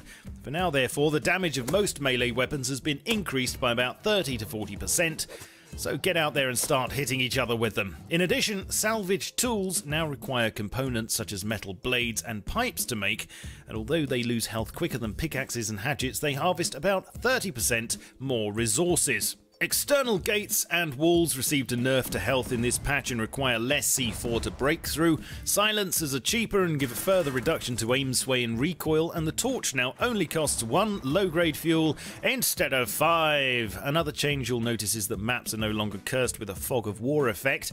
You'll now see the whole island without having to trundle around and fill in the details as you go. Happis was shown some love in this update. Its tunnels have been changed to Minecraft Mineshaft networks, and there's a new Radtown and Lighthouse 2. The new integrated workshop can be found on the main menu now. That's the big blue button in case you're having difficulty spotting it. And there are a couple of advantages of having it here instead of in Steam. First of all, skin authors can now tweak their designs after they go live, giving them complete control over their creations. And in theory, Rust just became more moddable, as server mods could well be used to force unapproved workshop skins on certain objects. The system is so much easier for everyone to use now, and to prove this, a whole wedge of new skins that were created during the pre-release stage have just been added. 3 new items of clothing from the Rust Autumn-Winter 2016 collection were also released, namely the collared shirt, tank top and shorts, but if these are a bit too revealing for your taste, and you find yourself hankering after something warmer and sweatier, then it won't be too long, hopefully, until you can get your hands on one of the new hazmat suits, which, as you can see here, should come in several exciting colours to go with virtually any social occasion. A satchel charge view model is on its way, as you can witness here. There's some code behind this that needs to be organised first, so don't expect to be seeing it just yet. The sound occlusion is now on by default, and in case you missed what that's all about, here it is in action.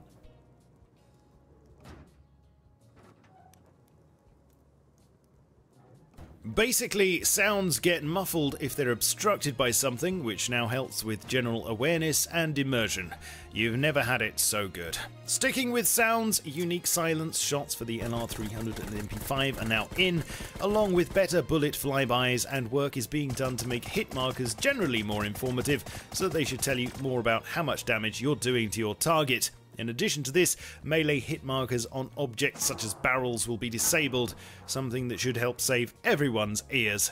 And lastly, yet another new weapon just popped over the horizon, this time a Beretta M92, which is slated to fill the need for a high-capacity pistol in Rust's arsenal. It's early days, but watch this space and I'll keep you informed. Please leave me a comment with your thoughts on this week's update, like, subscribe, and ring the bell on my channel page to get notified of any new vids I post. Come and visit me on Twitch, Twitter, Facebook, and Steam, and I shall catch you all soon. But in the meantime, keep calm and stay rusty.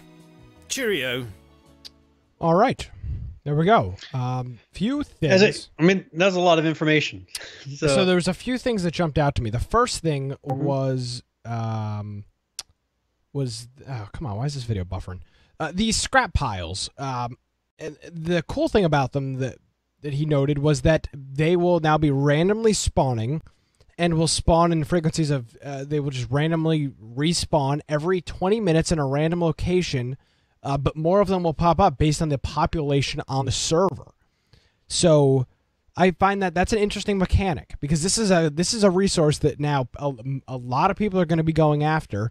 And the more people means more spawning, but more conflict going on at these piles of trash in the middle of nowhere. Yep. So, I don't know. I find this very interesting. I like this aspect that he talked about. Anything specifically jump out at you?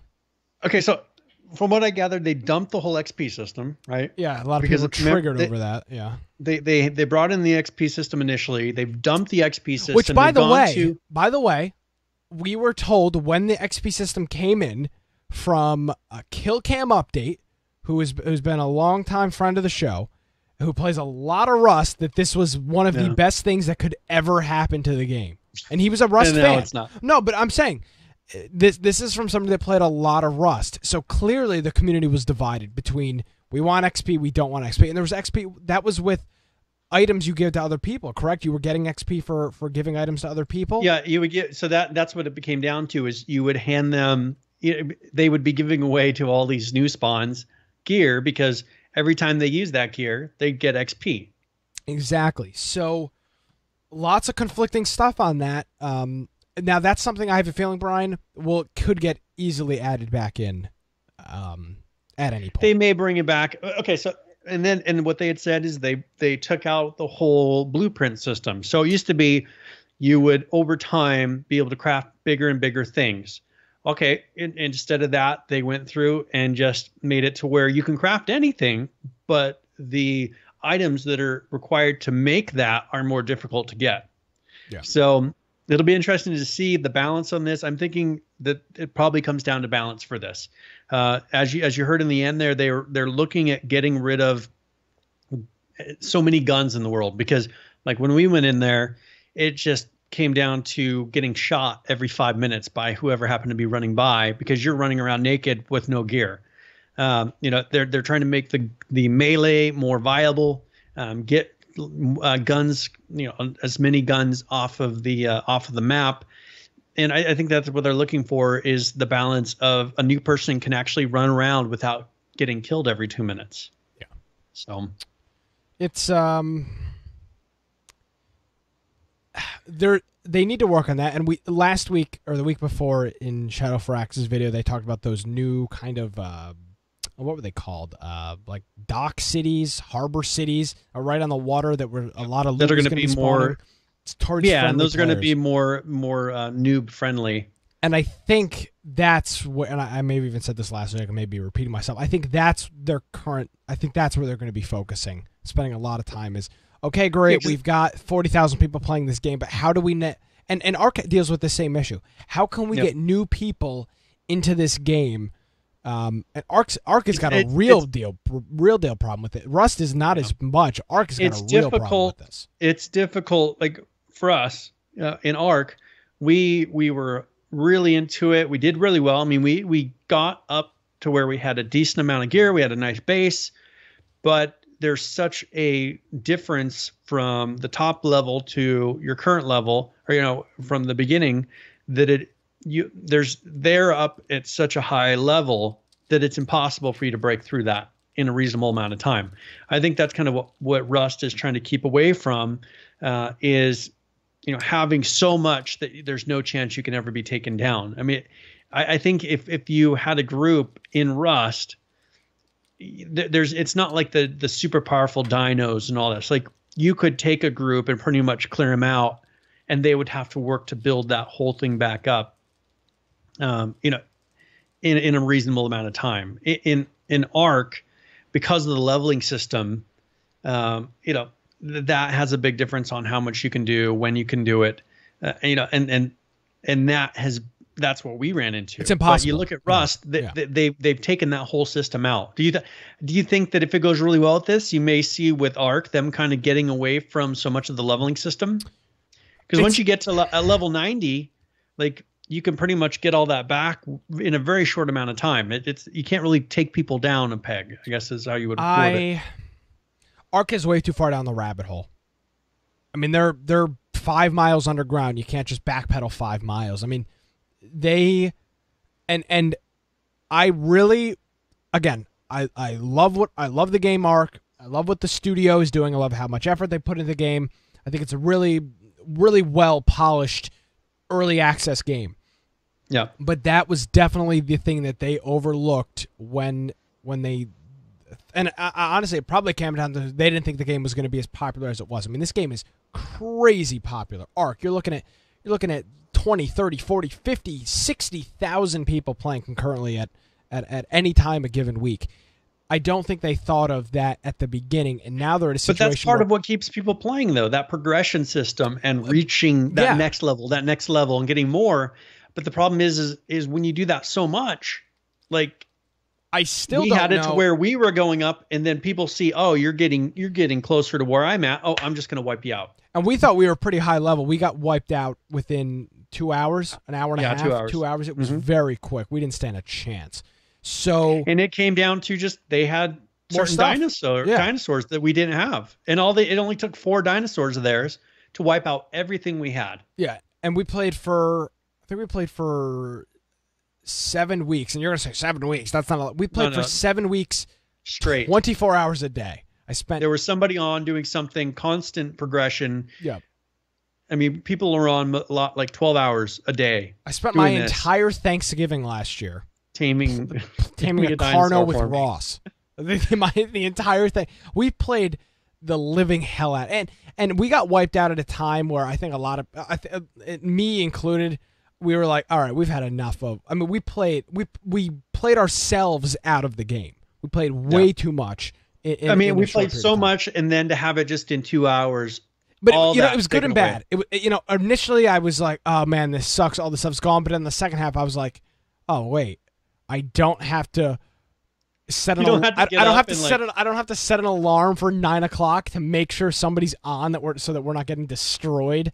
Like it was That was the part of it. It was so frustrating because bittersweet, as they say. we had to, you were constantly not at ease because somebody could come at any minute and just take everything, which happened. Yeah. And so it was much more relaxing afterwards. I mean, it's fun for a while, but you can't do that all the time. But you know, we say that, but then we look and there's people doing it. 40,000 people playing probably right now. Yeah. Yeah. Internet Chick, she says, you guys did better in H1Z1. In H1Z1, you could lose everything and it wouldn't really matter. You could be back You know what I'm by saying? if you lost everything on a Friday night, you're completely rebuilt by Sunday. But with our group, we'd be like, okay, well, let's build a base and let's get 100% back where we were. And within 2 days, we would have everything that we could possibly have lost. Arc is not like that. Yeah. So it's whatsoever. And Rust has got an easier time dealing with this and working on allowing new players to get a foot. I mean, that's what it comes down to, allowing new players to get a foothold in the game. Arc, they are the definition of between a rock and a hard place because they've got players that have invested almost 2 years, but a year and a half into this game constantly. And when they wipe those servers, hell is going to be, these people are going to be pissed. They're going to lose people. Oh, God. And here's the thing. So this is your very fine line, Brian. Do you ride your gravy train of 40,000 players that play all the time and not allow new people to get into it, or allow new people to get into it at the risk of losing your loyal? So I think the smart thing would be to start dialing it back. You're not going to be able to take away. What can you dial back? I mean, at this point, you've got like the groups that wiped us out on that official server. They had every dinosaur in the game. They had multiple of every dinosaur in the game, and they only had Gigas, like 5 people playing. They were taming. They were breeding Gigas. Yeah. Just to get the better stat of the Gigas. I mean, everything that we couldn't do.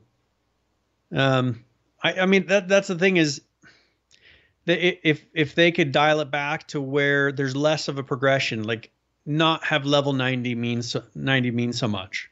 But isn't it too late now because there's already so many people that have had that for so long?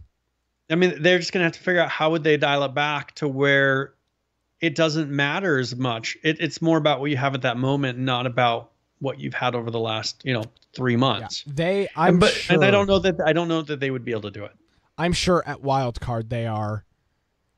I mean, they're thinking about it. They have to be, because there is a real, and here's the thing, it may not be a problem. We may be analyzing a problem that in their mind doesn't exist, but I see a real problem when they have to decide, how do we allow new players? Or maybe they just bring on a whole bunch of new official servers. I mean, that's a possibility as well. Hey guys, we're putting on a 50 new keep the servers. cycle rolling in it. But the problem is these official servers that have been there the whole time, and we ran into this. I remember them talking about it. They get bored. Now the problem is they get bored because people don't come on, or like new people don't come into the server. The groups right? that took us out were only 4 or 5 active people. We were an active 20. We had 20-something people. Constantly. And that's the problem, is those people said, oh, it's good to have someone new on the server. Welcome. Okay, only welcome for so long as you're not a threat. Yeah, welcome until we had dinosaurs that were kind of a threat, and then we got... And then they're looking and saying, oh, these guys could... Because we had a lot more active players. So like, oh, these guys could be a threat. And then they ran off the only active people on their server. And now they can sit on a server where no one else is really doing anything other than random players coming in and, chopping down trees and stuff. But, you get to the point to where now you have just 2 or 3 clans that are kind of having fake treaties and pretending to get along and getting in little fights here and there that aren't really doing anything other than maintaining their bases. Yeah. And taming dinosaurs that they already have 3 of. You know what I'm saying? Like that's the problem, is those kind of become boring after a while. And we heard it, because they were so excited to see us on there, but then they didn't really want us on there. It's just a weird balance. You run into a situation. And other than them rolling servers over. I mean, I think you've got not the exact same thing, but I think you run into a like a World of Warcraft scenario in which you've got so many. What do you do when you've got, at this point, hundreds and hundreds and hundreds of hours invested into a game? You know, see, but WoW wipes you. They it does everything beforehand irrelevant. Yeah. Your gear that I have gear that I worked months for, that I've held on to on a character that's totally worthless gear now, but I feel bad selling it or throwing it away because I remember working months for that gear. You know what I'm saying? And in this, it's like there's never a system. Maybe this is the answer. Maybe you brought it to me, Nick. What if what have I got myself into? What if it's a system where it kind of goes in seasons? Like if they can make it to where previous things are irrelevant, and that's what WoW has done. They make things that are irrelevant beforehand.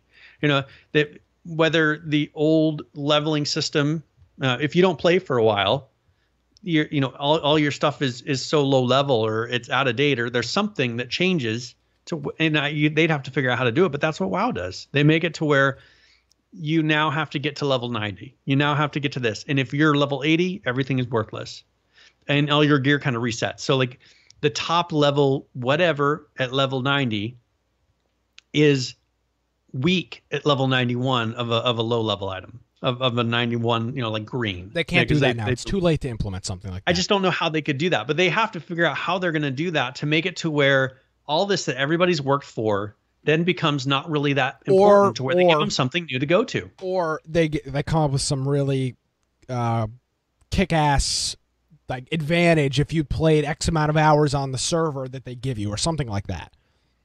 I think they would have done a lot better if they said, we're resetting servers every 6 months. We're wiping servers, and they could be on a different schedule. I don't want to talk about this now because we talked about this extensively in the past.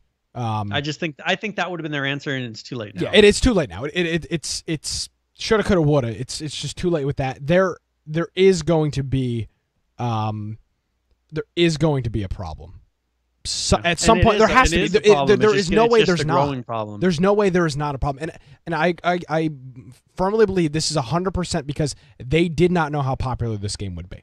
I highly doubt people at Wildcard Studios thought that they'd have a full size, well, not a full size, but a very large replica of a dinosaur that they wheel around from gaming event to gaming event across the country. I mean, that is the level of success on this game. I mean, they've got what is that, 50, 60 foot tall dinosaur that they wheel around. Yeah. It's absolutely insane. This game, the success and the popularity of this game. So they are in. There's got to be some internal, not freak out, but internal discussion on how do we do this. Do we just do a cold turkey and say, all right, 2 weeks from now, everything is going to be gone. Have your last final brawls. But they may wait until the numbers start to drop off. But then that goes two ways. That goes two ways. Maybe we could save this. I'm going to write this down. Let's save this for another week because we do have some other things we want to cover as well. But there's a lot of interesting. There's things a good discussion there. There is a very good discussion there. All right, so. I don't mean to cut it off, but we've No, that's fine. I mean, save it for a week where we got some lesser news to cover, and okay, and we'll be good with that stuff. So we'll come back to that in the coming weeks, especially now that Thanksgiving, Christmas, there's not going to be a whole lot of news with a lot of these games. In a lot of these games, a lot of people take time off, so we'll come back to that discussion. I'll mark it down. Yeah, no problem. So the Long Dark, I just wanted to put a note out there. They ended their Halloween event that they did. So that it's now at version 0.375, and they put out a couple of fixes. So they did 2 bug fixes and then ended their 4 days of night event. And so if you go in there, it'll now be back to normal daylight hours. Literally 4 days of night. To the most literal it was sense. To where it was constantly dark. Yeah, for 4 days. Yeah, as literal as you could be. Yeah. So I mean, they ran the event for 4 days. And they didn't tell anybody they were doing it beforehand. So, yeah, it was, so that ended. So the Long Dark, if you go in there, it'll be a normal game style again. Unturned put out another update, man, and this guy, we played it. Yeah, one guy. A young man, similar. He's your age, right? I think he's even younger than I am. Similarly aged to me. Yep. Yeah, and he's consistently putting out patches for this. Yeah. He said a nifty new invention is available from Doc Ernie, so there's a new item there. And then they added a number of settings and skins. Just going through, and they added coalition rank and quest achievements, and then they did some improvement tweaks and fixes. So this is version 3.17.4.0. So if you play, and we had a good time playing Unturned. Yeah. I mean, it was a lot of fun. It was much more difficult than I expected. That is a game that we played on Friday. I played that game both Saturday and Sunday. It is a real fun, compelling game. You will be pleasantly and totally surprised. Free. Yeah, totally free. And in this, he updated the Unity version to the newer version. So I know that's kind of a pain to do in the background, but gives you a lot. Whenever they update the engines, they're usually giving you some more features, some new abilities. So when he can upgrade that means that you're going to start seeing something better. Like in this one, it said improved post-processing to use new official Unity shaders. They're able to make things look prettier, make things have better performance. So, that's something he's been working on in the background as well. So that is a new version of Unturned. Now, here's something that not necessarily survival, but it's kind of in the it's relate. Kind of. We've talked about it. I mean, we've talked about this game. So they have now released into early access Hero Song. This is from Pixel Mage Games. And this is Smedley's new company. So I was wanting to play this beginning video because I watched it, and Brock Vaughn has donated. Yes, $30. See you at PAX. That may be a threat? Nice. So he's going to... Well, yeah, but that could go two ways. That could be a threat. He's like, I am going to come beat you up in the parking lot. That is hey, I'm paying and I'm donating to. So he just donated twice. No, right? It only. Is it just double donates? It doubled. I don't know. We had an issue with the donation thing. It double donated. Okay. So and we'll see. It might pop off here in a minute. So so does that mean we're having someone who's going to come and to meet us at PAX? We have a couple people coming already. I don't know. Again, could be a thinly veiled threat. Could be he just wants to hang out with us. There's multiple ways you could take that. So yes, thank you for that. Yeah, thank you very much. And we'll be having a kind of a meetup there. I know we're having some other. Yeah, we're renting an entire hotel conference room. For our meetup. But what I'm planning is we'll go out to dinner. We have a night where we go out to dinner, and anyone who would like to come, just kind of a casual, come have dinner with us. I know Heisenberg's going to be there, so that'll be a lot of fun. We're going to have Landgun 44 will be there with us, and then hopefully, Brock Vaughn. He says he's coming on friendly terms. So that's what they all say.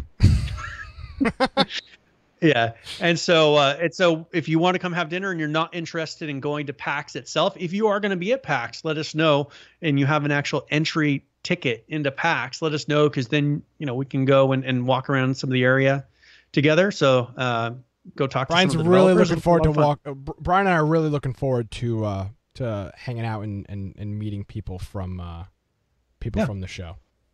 Yep, it'll be a lot of fun, and this will be Nick and I meeting for the first time in person. That's gonna be awkward as hell. Hey Nick, do I give you a hug or a pat on the back or a shake or? Oh, hey Brian. And this is a funny thing, because Nick and I have known each other now for years, right? It's been going on like 3 or 4 years, maybe even longer. It's been a while. It doesn't seem like it's been that long. It's been quite a trip. But we have actually known each other for a while now, and this will be the first time we've met in person. So we'll see. Should be a good time. Yeah. All right. So where were Hero Song. Oh, yes, Hero Song. So Hero Song, I wanted to play because the first 3 minutes, and it goes to exactly 3 minutes, he talks about how the system works as far as building your world. And this is a very unique thing that they did in this. And so, okay, so before I wanted to hear this. Yeah. So before we do that, let's bring people up to date. So Hero Song is Smedley, who was the H1Z1 is kind of his his baby. His brainchild. So that was his game. He split from Daybreak right a little after they got sold from Sony Online Entertainment to Daybreak, and now he is working. And there is some controversy around this Kickstarter thing as well, because they're currently doing they tried doing a Kickstarter, it didn't work. They're doing an Indiegogo, and it's not going as well as they'd hoped, and now it's on early access on Steam.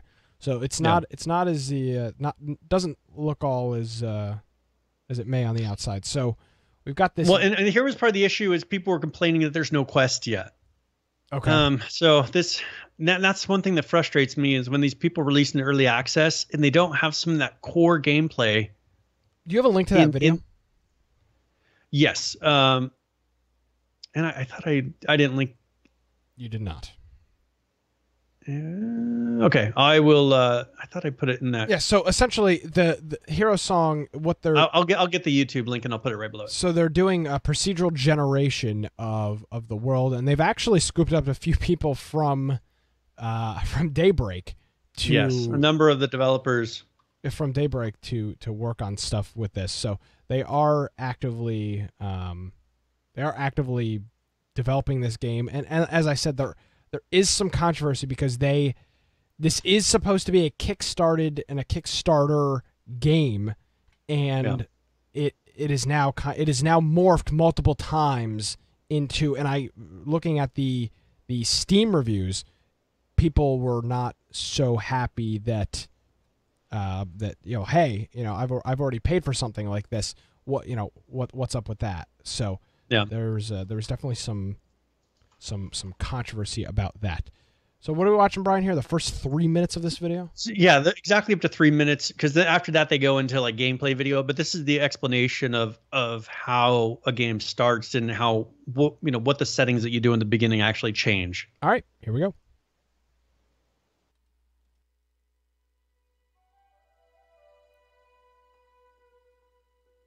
Hi there, I'm Jay Beard from Pixel Mage Games. We're excited to show you our first game, Hero Song. Hero Song is an action RPG set in a fantasy world that you create. You can play the game in single player, or make your server public and up to 200 people can play with you in multiplayer. The game begins by you choosing the gods and goddesses that you want to bind to your new world. Each god has their own personality and things that they bring to the game, so by selecting different gods, you're going to change the world that you're creating in many different ways. If you choose Ney, the goddess of the oceans, you're going to have a world that has more oceans, lakes and rivers. If you choose Saleya, the goddess of the forest, you get more forests in your world. The gods each bring with them the things that impact the formation of the world itself. The gods also bring with them the different races in the world of Hero Song. By choosing Saleya, you're also putting elves in the world. By choosing Krell, the god of the mountains, you'll be seeing dwarven civilizations in your world. By changing the different prominence levels of the gods that you've chosen, you'll heavily influence the world that you're creating in many unique ways. No two worlds are identical, and by selecting the different gods, you'll end up with your own, very unique world. You also need to choose a god of the underworld. Hero Song is a really unique game. If you die, you go to the underworld, and based on the god of the underworld that you've chosen, getting out of there will be a difficult task that's completely different based on the god that you've chosen. Some gods will want you to offer a blood sacrifice on their altars, and some will give you dangerous monsters to fight, and still others will require a payment. But if you die in the underworld, your character is dead. Hero Song is a hard game, and having your character permanently die is an integral part of Hero Song. After you create your world, we generate the history of that world, beginning with the gods. We have an incredibly detailed simulation of history that creates bloodlines for the different races, and we pass down different traits from generation to generation within those bloodlines, so that the entire population of the world is created. The races each get their own homes, cities and towns, and depending on how close they are to other civilizations in the world, we simulate wars and other world-changing events, including the creation of legendary magical items that are then placed throughout the world as a result of these events. You might have a legendary wizard who creates a mighty magic item, but is killed deep in a dungeon that he was exploring. Everything has a purpose. These items are placed there as a result of an actual event that happened in your world. The history of the world is chronicled in books that you can find throughout the world, and many of the NPCs actually know a lot about the history and will give you the clues of where to find the cool items that you want to go searching for. Now here's a look at some extended gameplay. All right, Okay. so Yeah, and that's the point. So do you want to know what caught my interest the most out of what they were doing? I think everybody is wondering what caught your interest on that video. Okay, so that end part where it showed the list here's of- events happening in the timeline. The So list of the right events. So that is going through and creating a randomly generated set of things in the world. Yeah, like so, a Minecraft or something like that. Mhm. And so it's saying, all right, this guy here got kidnapped and taken somewhere. Well, that then creates a quest, perhaps, where you have to go and find that person or find something that they had. That is generating dynamic quests in the world, and I found that really interesting. I don't know of anything else anywhere else where I've seen anything like that.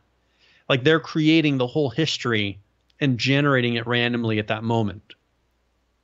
Yeah, I mean it's cool. That for me, like, you know how I am about lore and all that stuff in immersion. This for me, like, that was really cool because you're not getting the same cookie cutter quests that everyone else has. Yeah. Like things are happening, and so when you go into your world that's been generated, like you said with Minecraft, where it's a unique experience for you. I like the idea that, okay, maybe I saw something in that log of there was this king who, ruled over this area back in this time. Maybe if I go to that area, I'll be able to find some of the treasure. You know, like you're able to kind of assume and chase. And if they don't do it right, it's not going to be any fun. But from what I'm seeing, if they pull that off, and it's kind of the feeling that I get from a really good open world game, of feeling like there is history there and I'm discovering something new. That's what I enjoy about some of those games. And a lot of places don't pull it off correctly. If they pull that off correctly to where each game is truly different, and, I can look at that history and just it's like looking at over an old history book, and you're doing excavation and trying to figure out from history, all right, well, where might this civilization have been? There was a rise and fall. Like, that to me is the cool stuff. And I know a lot of people aren't into that. But for me, that is interesting. And if they do it right, that could be something really cool. I agree with you 100%. I don't know if they're pulling it off to the full extent of what it looks like they're pulling off. I don't know. This is your department. Stuff just brushed right by me. I mean, it's cool. But you're all in, Brian. You are all in. So when are you getting this game? Are you buying it early access? No, I'll wait, because if that's the thing, you know me, I always wait. Like they can show that in an intro video, but if they don't pull it off, it's just it doesn't interest me. They have to pull it off. I have to feel like, and I like the beginning area where you're actually deciding what civilizations were in your world, and it really determines, like, if you have the goddess of water, of ocean. It's more of an ocean world. That's a cool dynamic as well. I mean, it's like seeding the world. Yeah. And creating that sense of variety, and then giving it a history based on which ones you've chosen. I mean, it's a really cool concept. I've not seen anyone else do it. And there's no game that I've played that's done it in that way. But I don't know, have they done it right? I mean, H1Z1 was a really cool concept that we were all in for. It's like, oh man, look at this, is going to be something really fun. And it's not the game that we signed up for. Like, the game King of the Kill is nothing, is not even remotely what we signed up for when we started this. Yeah, and there's just a few comments in chat, nothing specific, but people are afraid to buy a Smedley game. And somebody said that they won't even play it if it's free. People saying they're turned off from H1Z1 early access. That's a real thing. This whole early access system has put a really bad taste in a lot of people. A lot. It's not just a few people. It is there's a large majority of people, and there's people that I was like, get H1Z1. It's going to be the best thing ever. You're the one who got me on H1Z1. I was like, you need to get it. I conned you. 95 weeks later, you're still here talking about this game. So you've been conned, sir. I was paid off by Sony Online. But there's a lot of people that are that will not even entertain the idea of an early access game anymore, specifically because of games and that's like why I H1Z1. haven't turned around and bought it. Like, but pre H1Z1, I would have looked at that gameplay video and I would have been like, okay, I'm going to get it. 2 copies. But the problem, exactly. Yep, and I would have gotten it. But now I just don't trust videos anymore. I think that's part of it. Like, I want to see the actual gameplay, and I want to see other people experiencing that. You know, like you go check out the water, make sure there's no sharks in there for me. Yeah, exactly. So, anyways, that's Hero's Song. It was just put out today.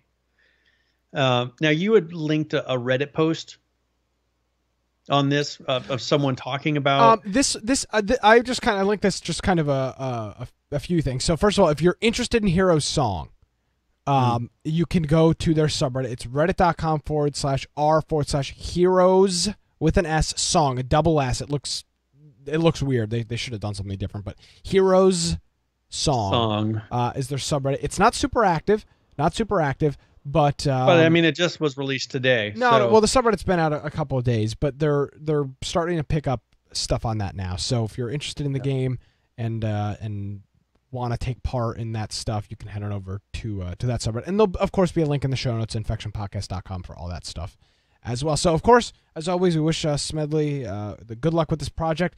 But Brian, do you see an issue with doing an Indiegogo game and having funding goals on there, and now having it on Steam as an early access for $20? That's kind of problematic with me. I mean, I think that for them, I'm fine with it.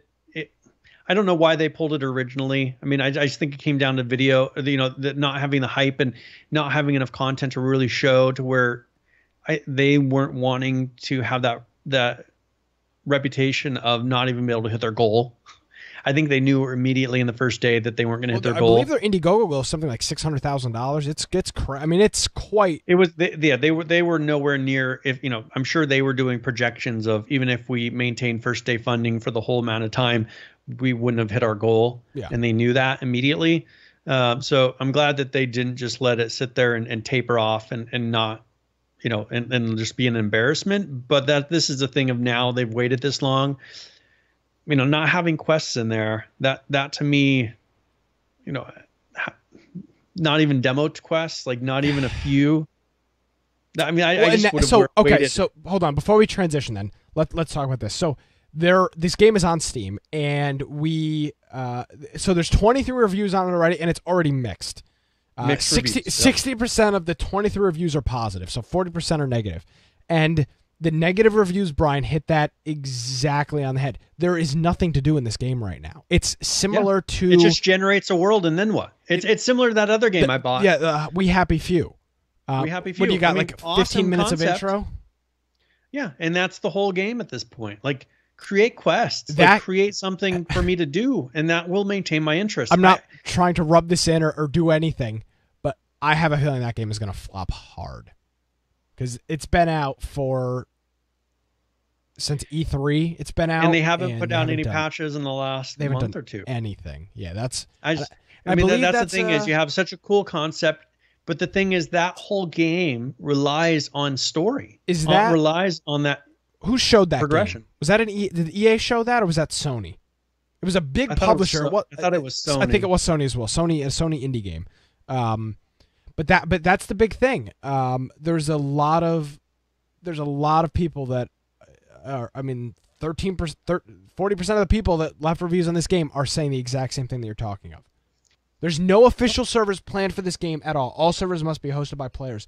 Player-hosted servers may be controlled by hackers / game mode type. So there are some issues that people have with this game. This is not in any way an endorsement to go out and buy this one way or the other. We're just telling you about it, and and for me, that's why I haven't turned around and bought it. Like, I want something to, when I buy it, I want to not just have that instant letdown like I had with that game, to where, okay, I played through the intro, I've done the beginning stuff.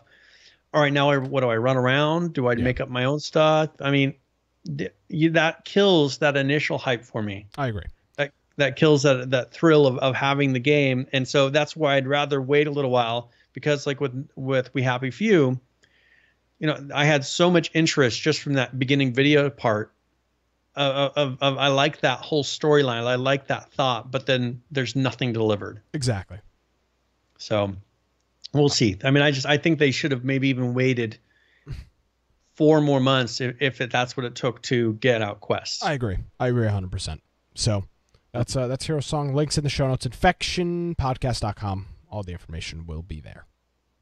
And then I just want to put out a note for 35mm. It is a game that was made, I think, by one person. So right now it's 50% off, and it's a like a single developer, like one person made this game. It's mainly just fixes, but they did a little Halloween. I thought I wanted to get your take. Mainly, I'm linking this because I want to get your take on something that this guy is doing. So he put in 3 pumpkin lamps. So there's a picture of an example of one. And so he said the first 3 people that find that, he wants them to screenshot it and then send him an email. And then he's going to be giving a prize of $20, $15, and $10 to those 3 people. Jeez, that's quite an incentive.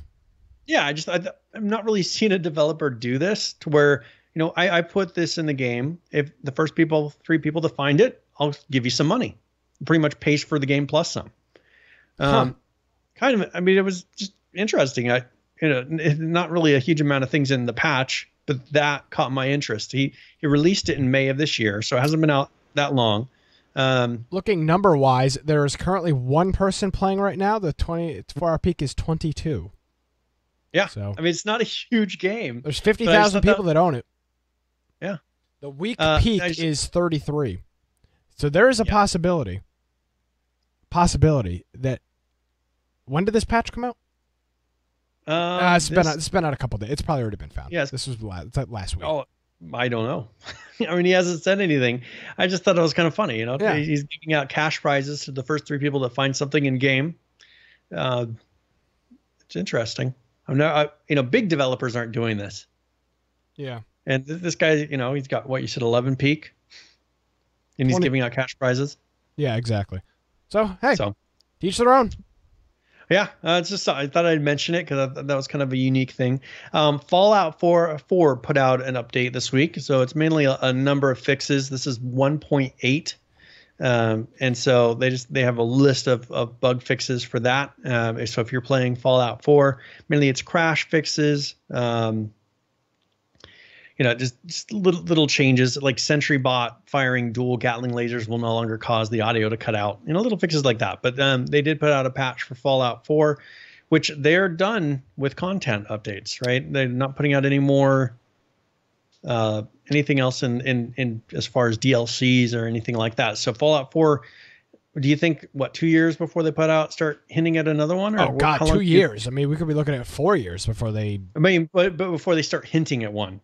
We didn't really have any hints about Fallout 4 until they just announced it, really. I mean, everybody knew they were working on one. That's the kind of thing with Bethesda and they're always working on the next game.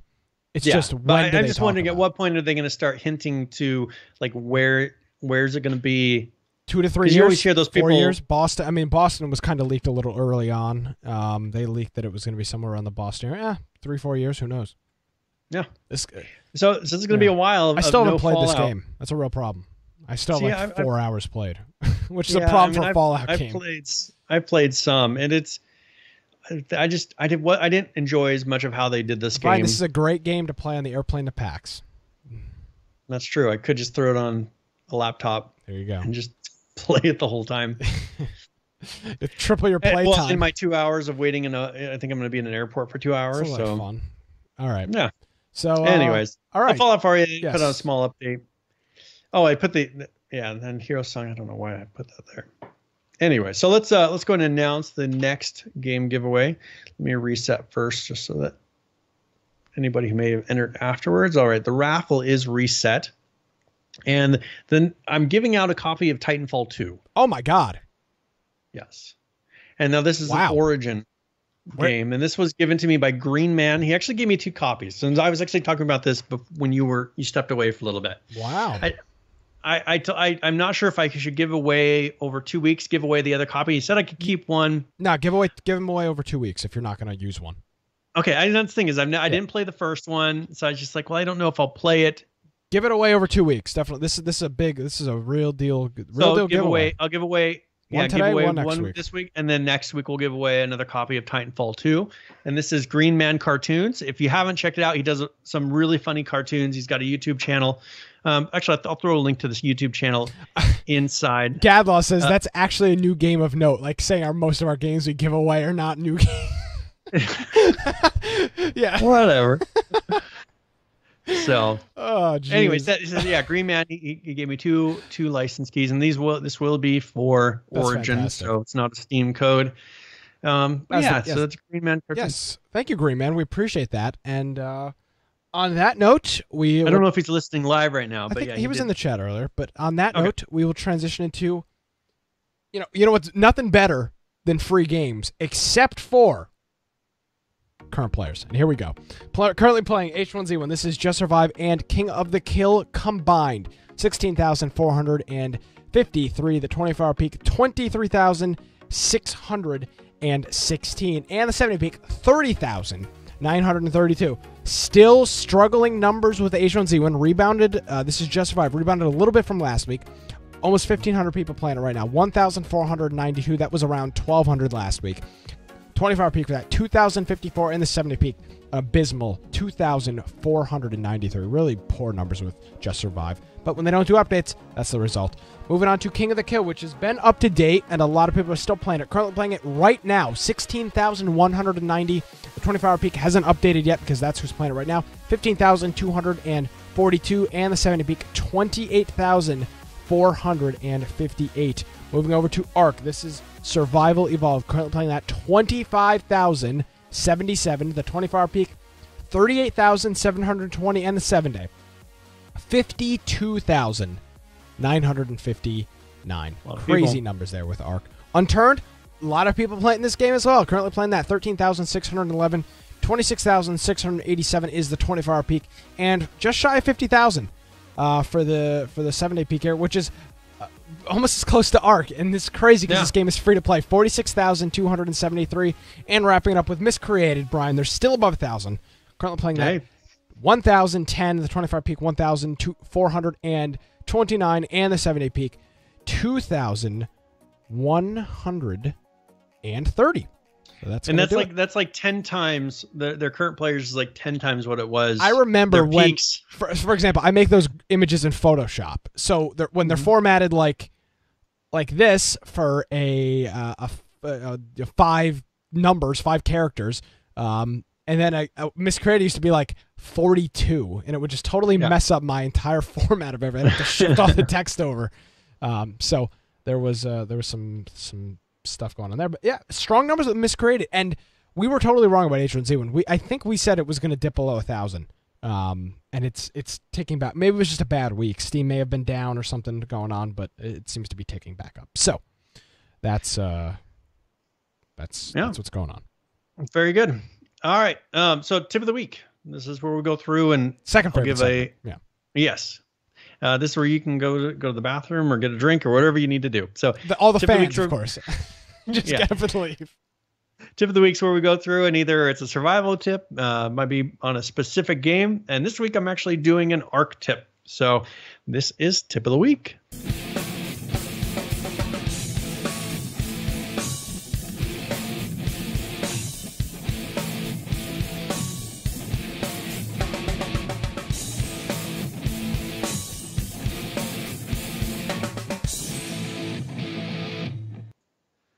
All right, for this tip, this is actually a tip for base building. And I don't know if you've noticed, but when you're playing Ark and if you don't plan it out just right, when you're building pillars, a lot of times the pillars will stick through the floor. So you'll see kind of just the end of the pillar is raised up through the floor of the building, and that's not necessarily always having to happen. So if you, when you're planning where the building is going to go, and you start the pillars at the lowest point, so find the lowest point on the ground the pillars will be, and then you build your first one there, and then work your way towards the higher ground, the pillar will actually not stick through the ground. So, or not through the floor, which is actually a ceiling. I don't know why they haven't put normal floors in there, or if you put a foundation, it will not poke through. So this is one thing when you're planning your base. If you're wanting it to be just totally flat and level inside of the base, now it doesn't affect once you've done that. Even if it's showing through, it's still acting the same way. But if you're kind of an OCD person, make sure that you start at that lowest point, work your way to the highest, and then those pillars will not poke through the ground and they will actually look pretty. So that is kind of a base building tip. I know this is something we ran into when we were building our base. Why do these not go away? And it totally comes down to planning. But Ark, they have an excellent base building system. There's a lot of flexibility, and you may have a big base that it's kind of tough to plan this far ahead. But if you do, it'll save you from having to go through and destroy and redo everything, because once you take those pillars out, everything above them will possibly destroy it and fall down. So this is something you need to plan early. So that is my tip of the week. Good thing I'm back in time. All right, awesome. Thank you. Yeah, just back. Yeah, it was great, Brian. Great H1Z1 tip this week. Really keep up the great work. Yeah, thanks. No, but that was plan. We didn't do enough planning. We honestly, our demise was part of we kind of screwed ourselves. We didn't plan properly. We made our base way too big. We were way too ambitious. Well, we didn't understand that how the game goal worked. Is not how the biggest, coolest base. It's about something you can maintain. I mean, we had this giant base, but we went for the cool factor. We went for the cool factor. We had all these rooms, and it was just an expansive base. It's like, why don't other people have bases like this? Yeah, and then we realized, oh wait, we gotta reinforce this entire thing with metal. Oh yeah, and then we started doing that, and it's like, oh, too late. Yeah, so we had this huge basement area to where, because that's the thing, is you couldn't really secure underneath of it. We had a nice war room with some pictures of some great American president, some great American heroes. It was a lot of fun. Ark is.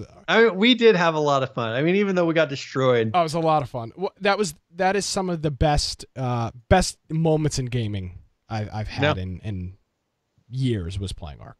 Reminiscing, man, it was fantastic. All right, let's running a little long here on time. Let's roll this. All right. Don't announce it in chat. Let's let them wait. Just announce it on here, and then they'll have to wait and see. All right. So Gadlaw. Oh man. They're gonna be so pissed. Rigged. So yeah. So we'll have to wait for the. And someone just entered. Great success. That's what I get for not posting it. Now he's gonna say it's totally rigged. So I think it's announced. Yeah. So rigged. So I'm gonna go ahead and announce it in chat now. Gadlaw, you have won. I got some real pissed off people. Yeah, people are still entering. All right, so yeah. Okay. So we got some those donations coming during the show, and Brian, I don't think you're keeping track of this stuff during the show. No, I'm not. The Doc is in second with 7 votes. He's coming back. Currently, it is between the Fu Manchu and the Dr. Disrespect right now. It's close. And yeah, we got now that people are like, do you want the Doc? The Doc is the most amount of work for me. So I'm not saying I want the Doc for sure, because there's acting that has to go with that, and it's a more extensive outfit. I'm not pushing one or the other. Whichever one we get. We're neutral. I am totally neutral. Whichever one we get, I'm cool with. There's no rigging going on with the infection. No. Brian's beard pool. And I've not been pushing one or the other. Whatever one we get, I have zero preference. Yeah. But I'm not keeping my beard for the votes, because that is not a 1 week thing. That is if I had to keep my beard, that's forever. Yeah, there you go. You're not paying enough to have me keep a beard forever. You heard it here first. Pay enough and Brian will keep it forever. All right. Of course, you can head over to our website, infectionpodcast.com/PAX, to get all the information on this trip. It's coming up March 2017. We'll be meeting up with some fans and some viewers and hanging out and having a good time. Alrighty, Brian, where can people find you online? Yeah, if you want to find me at Boise Computers, my Twitter. And if you want to go check out my blog and you're into nerdy Linux things, Bite of Tech, that's BITE of tech.com. Get on our Discord. We haven't been playing as much H1Z1 this week. I've been taking a break. People have been asking me to trying not play, to and burn myself out. I'm telling that people have been asking me. I'm just ignoring them. I do not want to play. I need to let it even out because I'm gonna burn myself out with H1Z1. So. Yep, and so I'm trying to make it to where it's something I'm willing to come back to. But we are playing plenty of games. There are people still playing it, so come join our Discord. And that is a link right on our website, infectionpodcast.com, on the right-hand side. And then we also have our Steam group, which we announce our game of the week, which is going to be, what was the name of that game? Squad. Squad, and it is a free to play weekend. Yes, yeah, I think you did get it right. It's a free-to-play weekend, so you'll be able to download that day, and we'll all play, check out the game, see if it's any fun. And then also it announces our live broadcast. Like today was a Monday; it's not a normal Tuesday. So if you didn't know that and you didn't hear it from last week, you wouldn't have known. If you follow us on Steam, you'll get a nice little notification. You happen to be at your computer. You can watch live and join us and have a chance to win some of these game giveaways. Yeah, and also, of course, our other social media. Our Twitter is always important, retweeting important things and complete and utter nonsense from across the internet in the survival game genre at InfectionCast. You can subscribe to our YouTube. We only upload the show, though. There's nothing else there besides the show. And then, of course, our Steam group, Discord, and all of that other fun stuff. Tomorrow's Election Day. If you're listening to this live, go out and vote. And if you're not listening to this live, you're listening to this tomorrow, your polling place probably closes around 7 o'clock. So get out and do the same. And, of course, we'll be back live next Tuesday. We'll be back. And for the foreseeable future, we will be here live, as we are every Tuesday, on our Twitch channel, twitch.tv/Infection Podcast. We're starting around... Are we in daylight time now? I believe we're in Eastern Daylight Time now, with the clocks changed back. So Eastern Spring time. forward. Yes. So we'll be here 7 o'clock next week for that. Of course, you can follow me on Twitter at Nicholas M. Craig. Check out our website, infectionpodcast.com. Thanks, everybody, for tuning into a special live edition of a Monday Infection here. Have a great week, everybody. We'll see you next time.